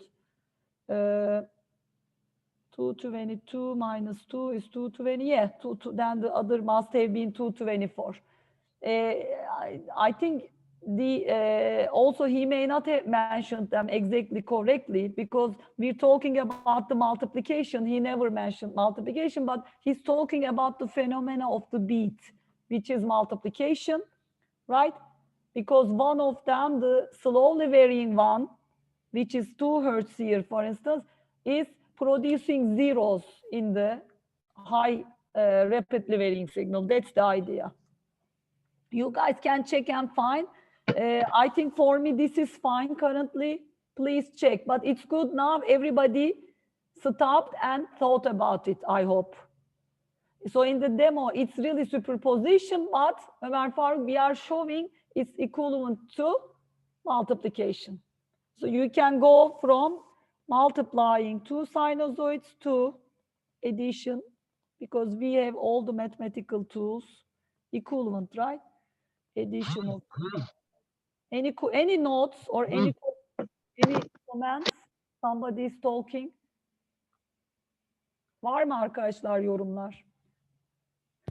Don't worry. I mean, we were trying to catch the exact frequencies and put them on here.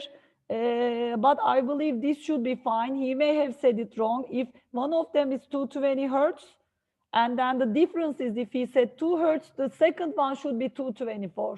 I was trying to get a 222. That's why I was, I think, a little bit making it sound a little bit complicated. It should be, if the difference is 2, right, I need a 4 hertz difference between the 2 added cosines, sinusoids. That's it. I think this looks correct to me. Are you okay?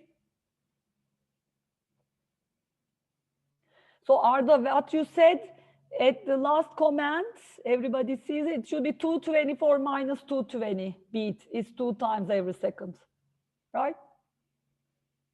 It should be, yes, I mean, yeah.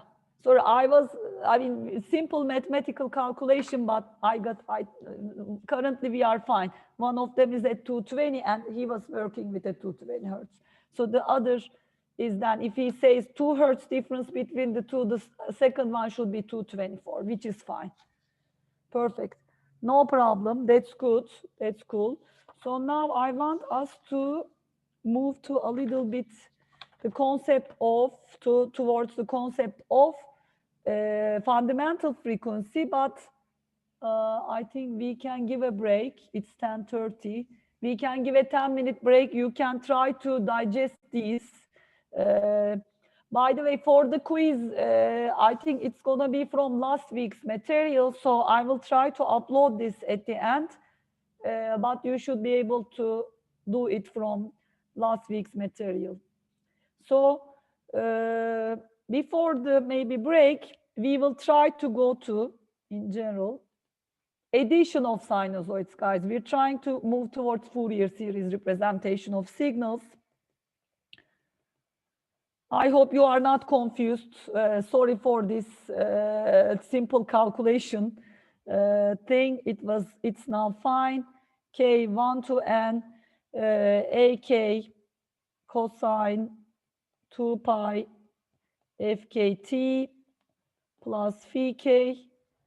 So in the end, we are trying to move towards more general additions, right? In general, we would like to write a signal as, for instance, a constant plus some set of frequencies, you see. But now we will come to, for periodic signals, a certain set of frequencies. That's important. But we know, once we see a representation like this, for each frequency fk, okay, now I have the phasor or the coefficients of the spectrum from the cosine, right? Because I know this cosine is, through Euler's formula, ak e to the minus j plus minus 2 pi j 2 pi fk, right? So I have these two frequency components, or maybe let's make it plus currently only here, and minus fk, let's write for each minus fk, let's write it separately. AK, maybe let's say, guys, it should be phi k. I think really we should give a break every 50 or 40, 50 minutes. They are right. I am also getting tired. Minus, I mean, I need to take the phasor. This is my frequency, right? I am oscillating at, and I'm trying to write the coefficients of the signal, phasor or phasor coefficients. Okay? So I'm trying to write the frequencies in this signal. So which frequencies exist in this signal? So it was the question. And there is also the constant frequency, of course. Then there is also F0, which is A0. You can go and then say, I have, let's maybe now write it. I can try to write an index for K0.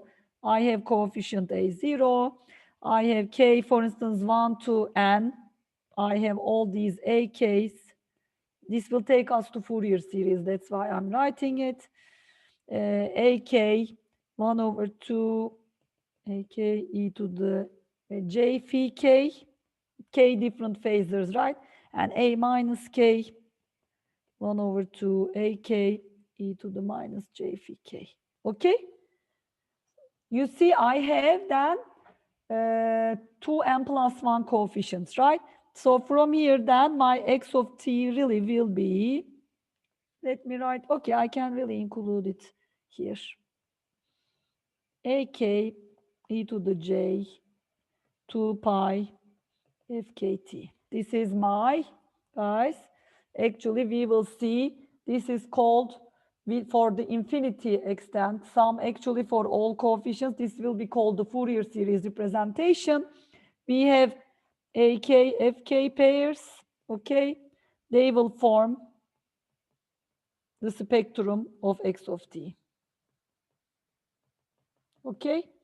And this is also the Fourier representation.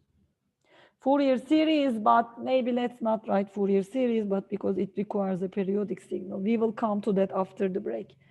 So this is generalization, okay, of the what we have done until here. Now we started adding, you see, general FKs. We will be doing this soon, but before that we will do something else. We will look at something called fundamental frequency after the break, okay? Are we fine? I hope we are fine with this. Until here, any questions? Let's give a 10-minute break then and continue. All right, let's continue with the class. Any questions? Okay, Fırat, welcome. Your assistant Fırat is here with us. Hi hocam. Hi. So, okay, let's go to our notes. Right, all right. Why didn't, all right, I think it's just here. So I said we are generalizing the addition of sinusoids now, okay? But first, then that would mean these FKs could be a range of frequencies, multiple frequencies, of course. But first we will do a special case where they will be multiples of something. And that will be valid for periodic signals only. So now let's recall maybe periodic signals. So let's say we will tie this to concept of fundamental frequency. And from there, we are moving to Fourier series representation of signals, concept of fundamental frequency in a signal. But first recall periodic. What is a periodic signal? And guys, many of the physical signals in the world have some kind of periodicity in it, so it's important to know this. Let's say periodic signal with a certain period t0, we know it has this definition, and it's also multiples actually for all t, but also for multiples of this, right?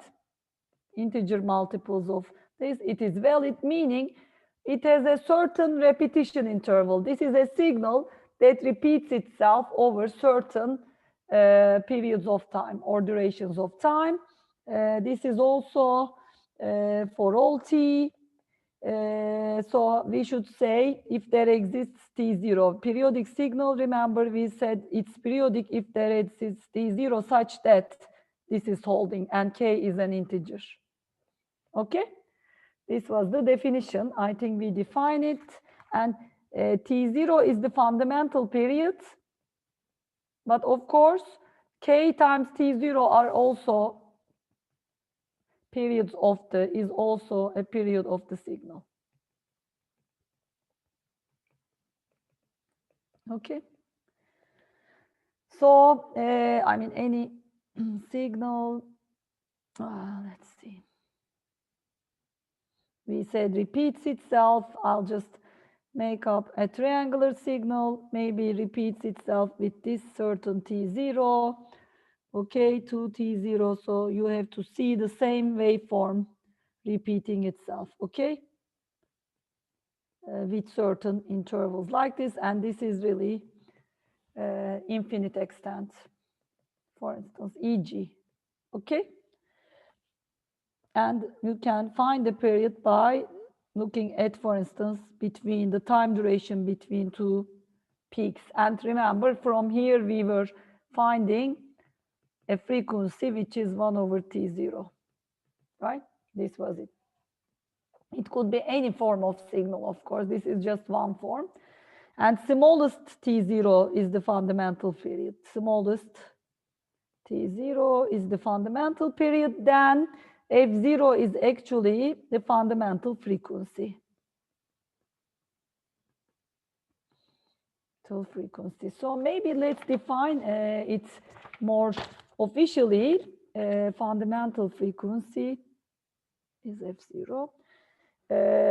We said we have a sum of sinusoids, let's say sinusoidal signals.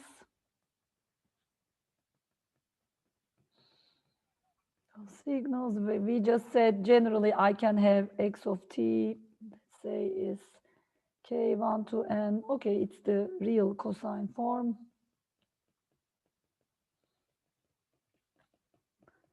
Okay. If x of t, the trick here is, guys, if x of t, here this is important, is periodic, okay, this is important, these would be, I will have actually, x of t is over k, ak cosine 2 pi k times f0 t plus phi k. Okay, this will be what we are after. Okay, so finding f0 is important, the fundamental frequency. Okay, finding f0 would be important. So we will do some examples now. So let's take a look, because then it will be easy to find what we call multiples of the fundamental frequency, the harmonics. Okay, so we should say, if we can find from the frequencies in the signal an f0 such that f0 is, let's say, greatest common divisor of all the fk in the, so this is greatest common divisor of all the fk, where of course fk over f0 is an integer. This is important, right? Greatest. Then the signal x of t is periodic, and we will say f0 is also, f0 is its fundamental frequency, is the fundamental frequency. This is important.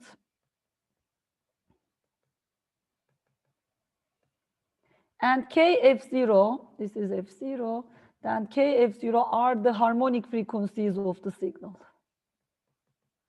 Harmonic This is important. Harmonic frequencies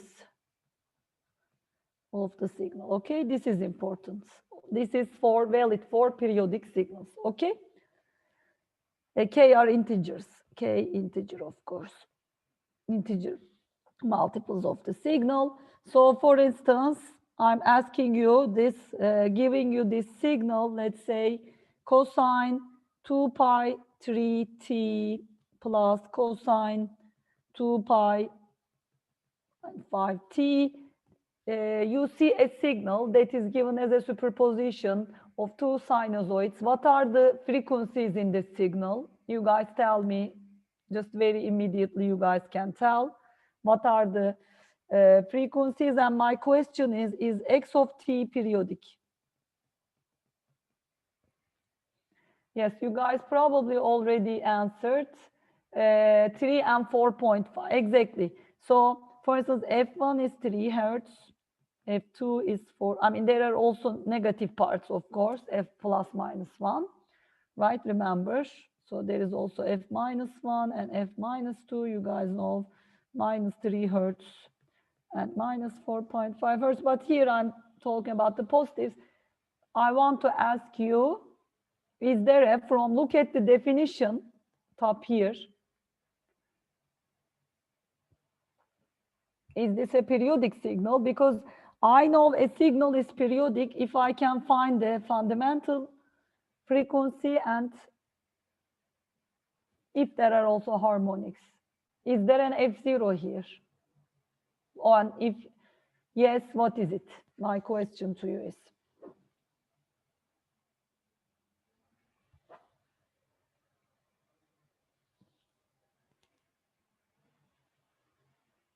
Yes, 1.5, perfect.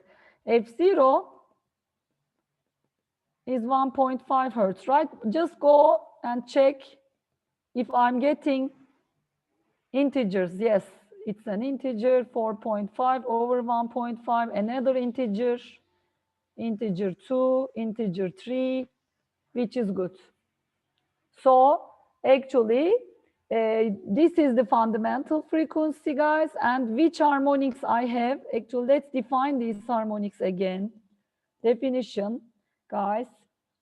The frequencies K F0, K times F0, that is integer multiples, okay?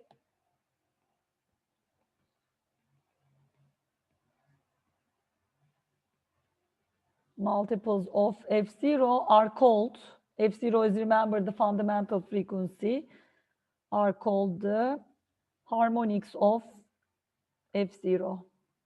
This is important.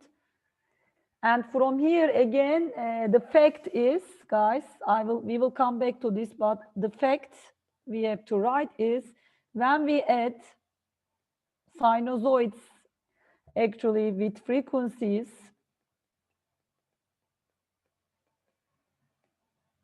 that are harmonics,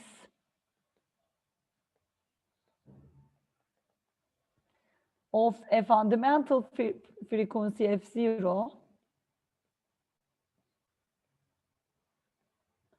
then we get, this is important, then we get a periodic signal. This is important, okay?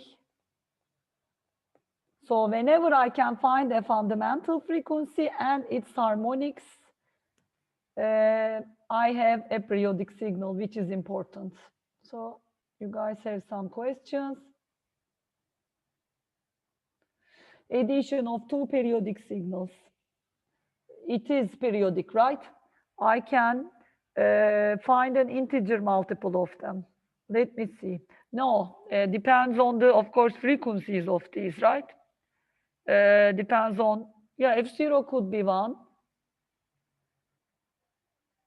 Yes, F0 could be 1. You will, but no, not in this one. It should be the, let me see, the greatest common divisor, and when Fk over F0 is an integer. Here it can't be. If it's 1, 4.5 over 1 is 4.5. That's not an integer. Good question. You see, right? Here, it should be 1.5, the greatest common divisor that leads to integer multiples. Okay? No, F0 doesn't have to be an integer. That's a good question too. Another example, maybe just to make it a little bit more solid. Cosine 2 pi 5.5t plus 2 cosine, or let's make it sine, doesn't matter, right? Just sine 2 pi 7.5t is x of t periodic? Is my question to you again.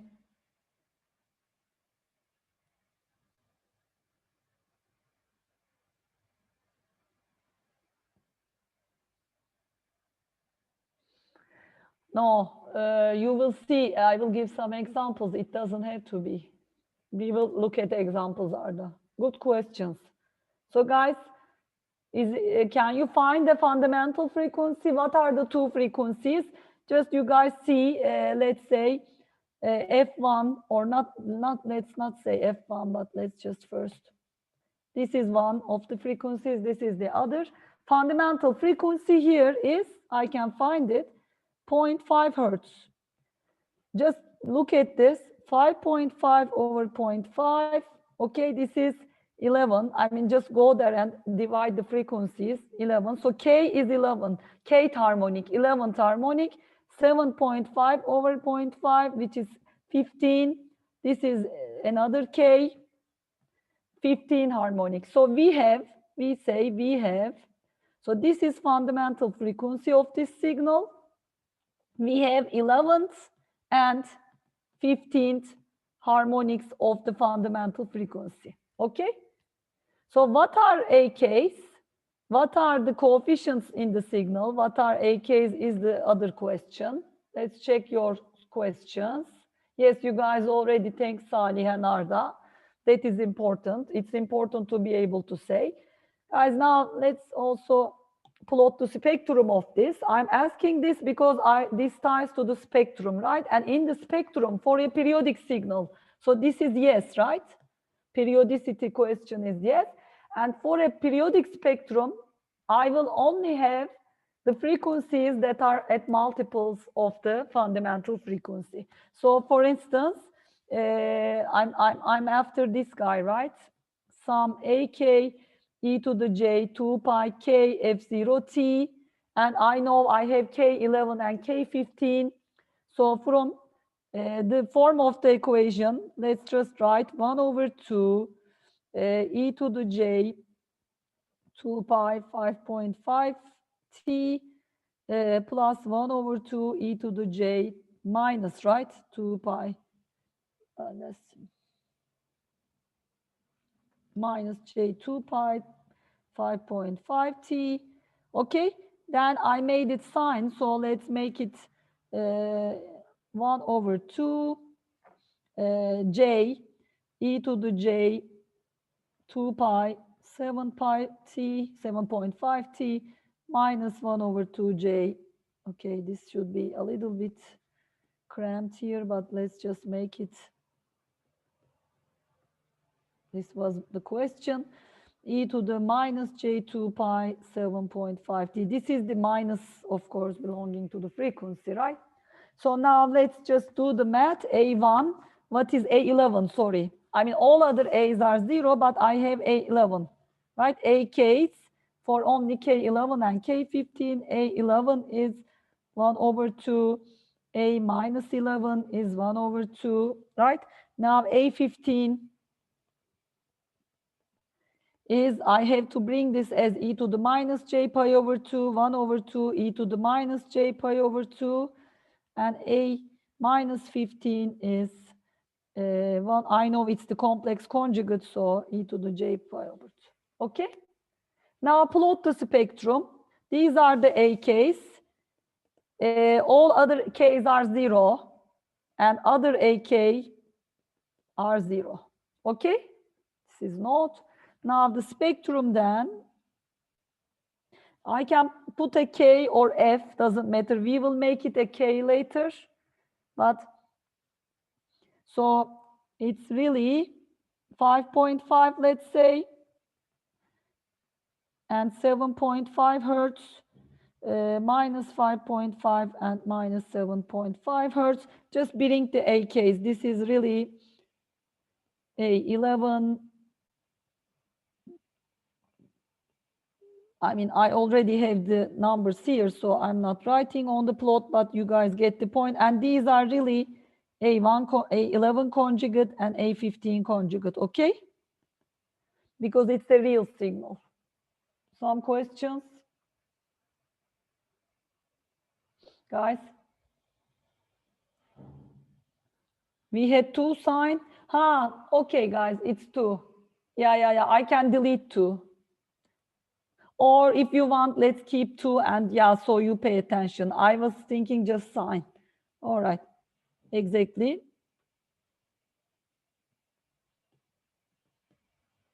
Exactly. And let's just get rid of, yeah, I mean, these are small tests, but yeah, it should be correct. Thank you. Thank you, guys. This is it. Yeah, always please check. I mean, when writing, sometimes really I just read it off as sign 2 pi 7.5. I didn't see 2, but it is there, 2. This is now good. Okay, so this could have been maybe a little bit larger than just for you to see. A15 conjugate. Okay, now correct, right? We are fine.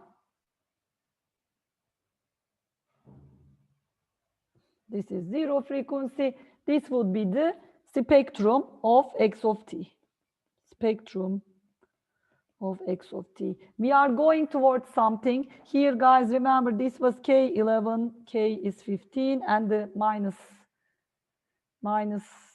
K, which is minus 11, let's say, minus 11th harmonic, 11th but minus 15th by the minus version.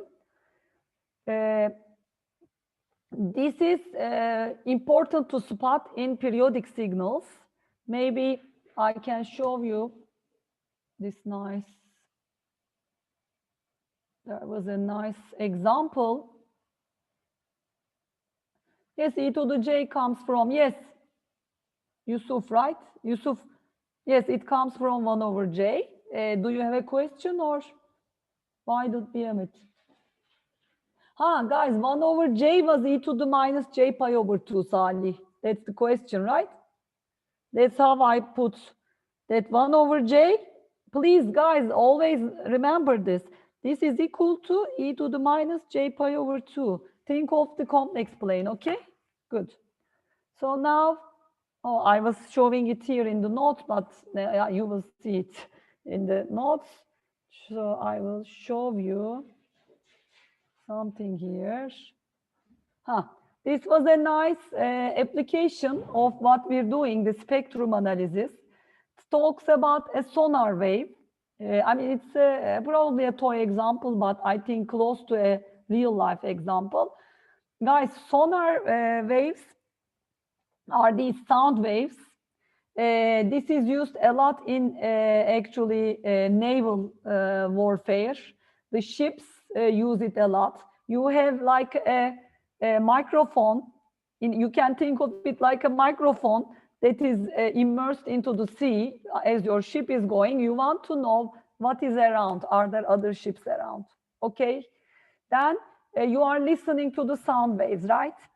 Here, you're measuring some signal. So these sonar sound waves propagate, they get reflected, they come back, and then you measure, you are making measurements, let's say, and then now in the time domain, of course, you're making measurements in certain intervals. Let's say you're capturing the signal of this 256 length. It's already digitized, discretized. We'll talk about going from continuous to discrete. Then you have actually what we do is typically we try to limit the signal with a window. And then you see here is a window signal. This is a typical Hamming window to be able to take the signal to the Fourier domain. Here it's DFT, discrete Fourier transform, but it could be Fourier series analysis. It's the same thing.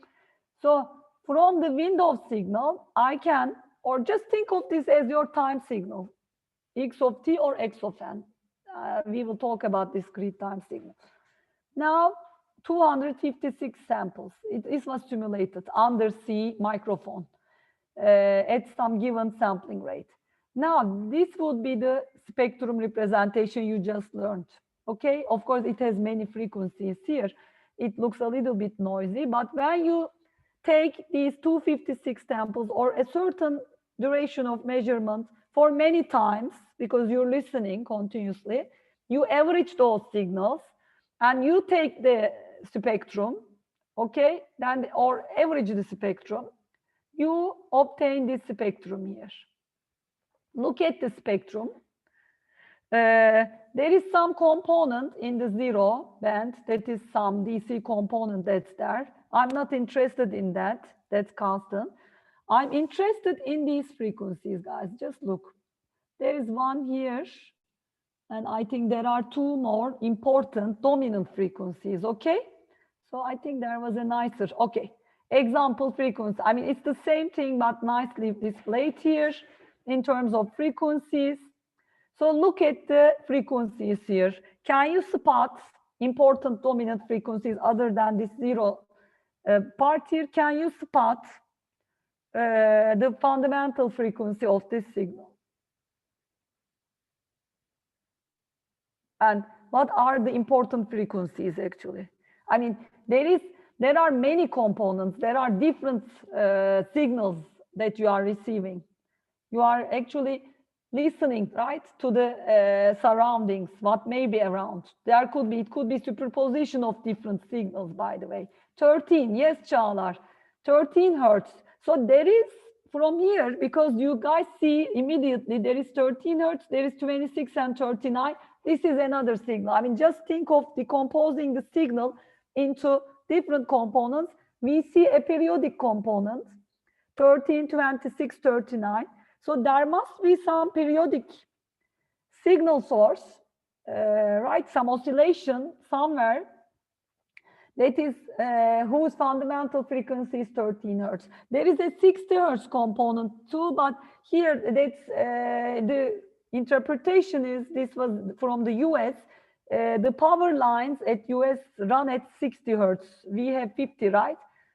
Our electrical outlets, the alternating current there is 50 hertz. Here it's US electricity standards is 60 hertz. So this would be, it could be said from the power lines around. But here important thing is there is a strong peak at 30 hertz and it's two harmonics, weaker peaks at 26 and 39 hertz.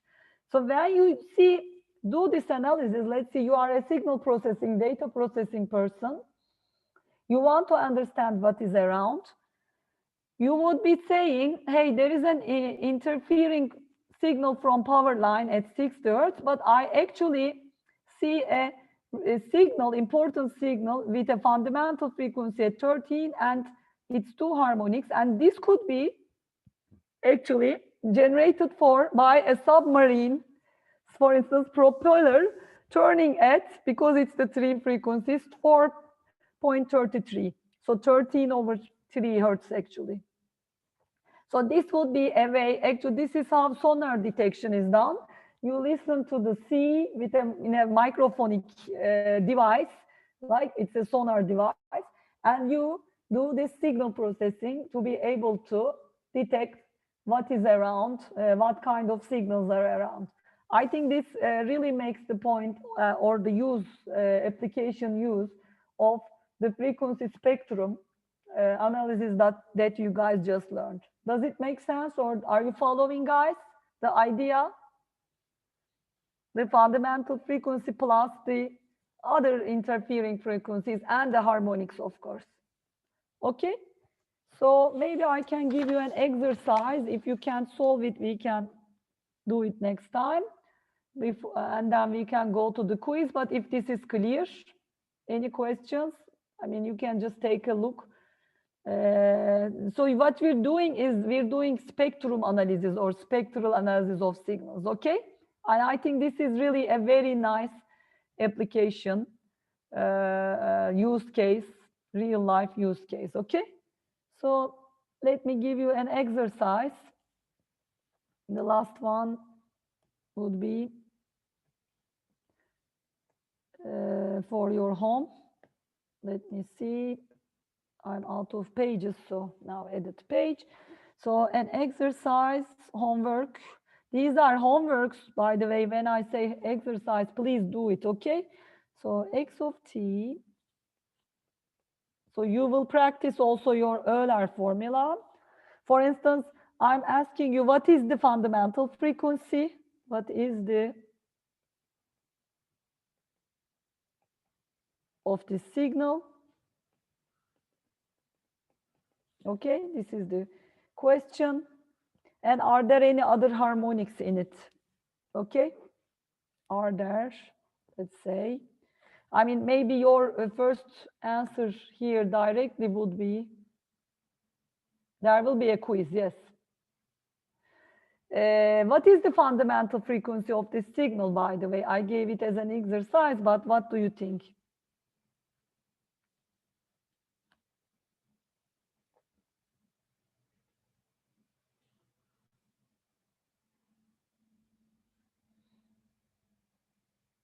No, that's not. That's the point. That's not it. No, F0 is, you guys said 2 hertz question mark. Please check. And I'm telling you, no. You should check this. You should open it up first, okay? So maybe I can add a few more components there just for you to find the harmonics, because I'll add what are the harmonics I'm gonna say. Open it up, sine. Let me just write 32 pi t just for the sake of exercise. What harmonic frequencies exist? I also add a constant here. Frequencies exist. Okay. You see, the constant doesn't count in the harmonic and fundamental frequency calculation. Yes, Mustafa. Yeah. Salih, please ask those questions. I mean, I didn't, when I give an exercise, I don't have it here. I don't have it written here. But if you have questions, please ask them from the message boards. We can reply. Or somehow your assistants can reply too. But these are really for you to study on your own. But if there's a problem, please ask, of course. What harmonic frequencies exist? Plot the spectrum. Okay. Okay. I think this is good. So, yeah, one of you already replied, F0 should be 4 hertz, guys. So you should just try to reach that. But you should show it, okay? So maybe let me not write and you guys should find it. I think that should be it. We can wrap up today and go to the quiz now. Any questions from today's lecture? Next time we start by defining the Fourier series representation, exactly relevant or valid for periodic signals. Again, it will be about writing or decomposing a signal as sums of sinusoids, but this time important thing is all of those sinusoids are oscillating at multiples of a fundamental frequency. That's the idea, okay? So see you next time. Do chapter 3 reading. Reading start chapter 3 until Fourier series. 3, next time we define Fourier series. So now, if there are, I think it's probably clear for everybody. I'm happy to see that. We can then stop share. I can, Fırat, make you the host, and we let's stop the recording and say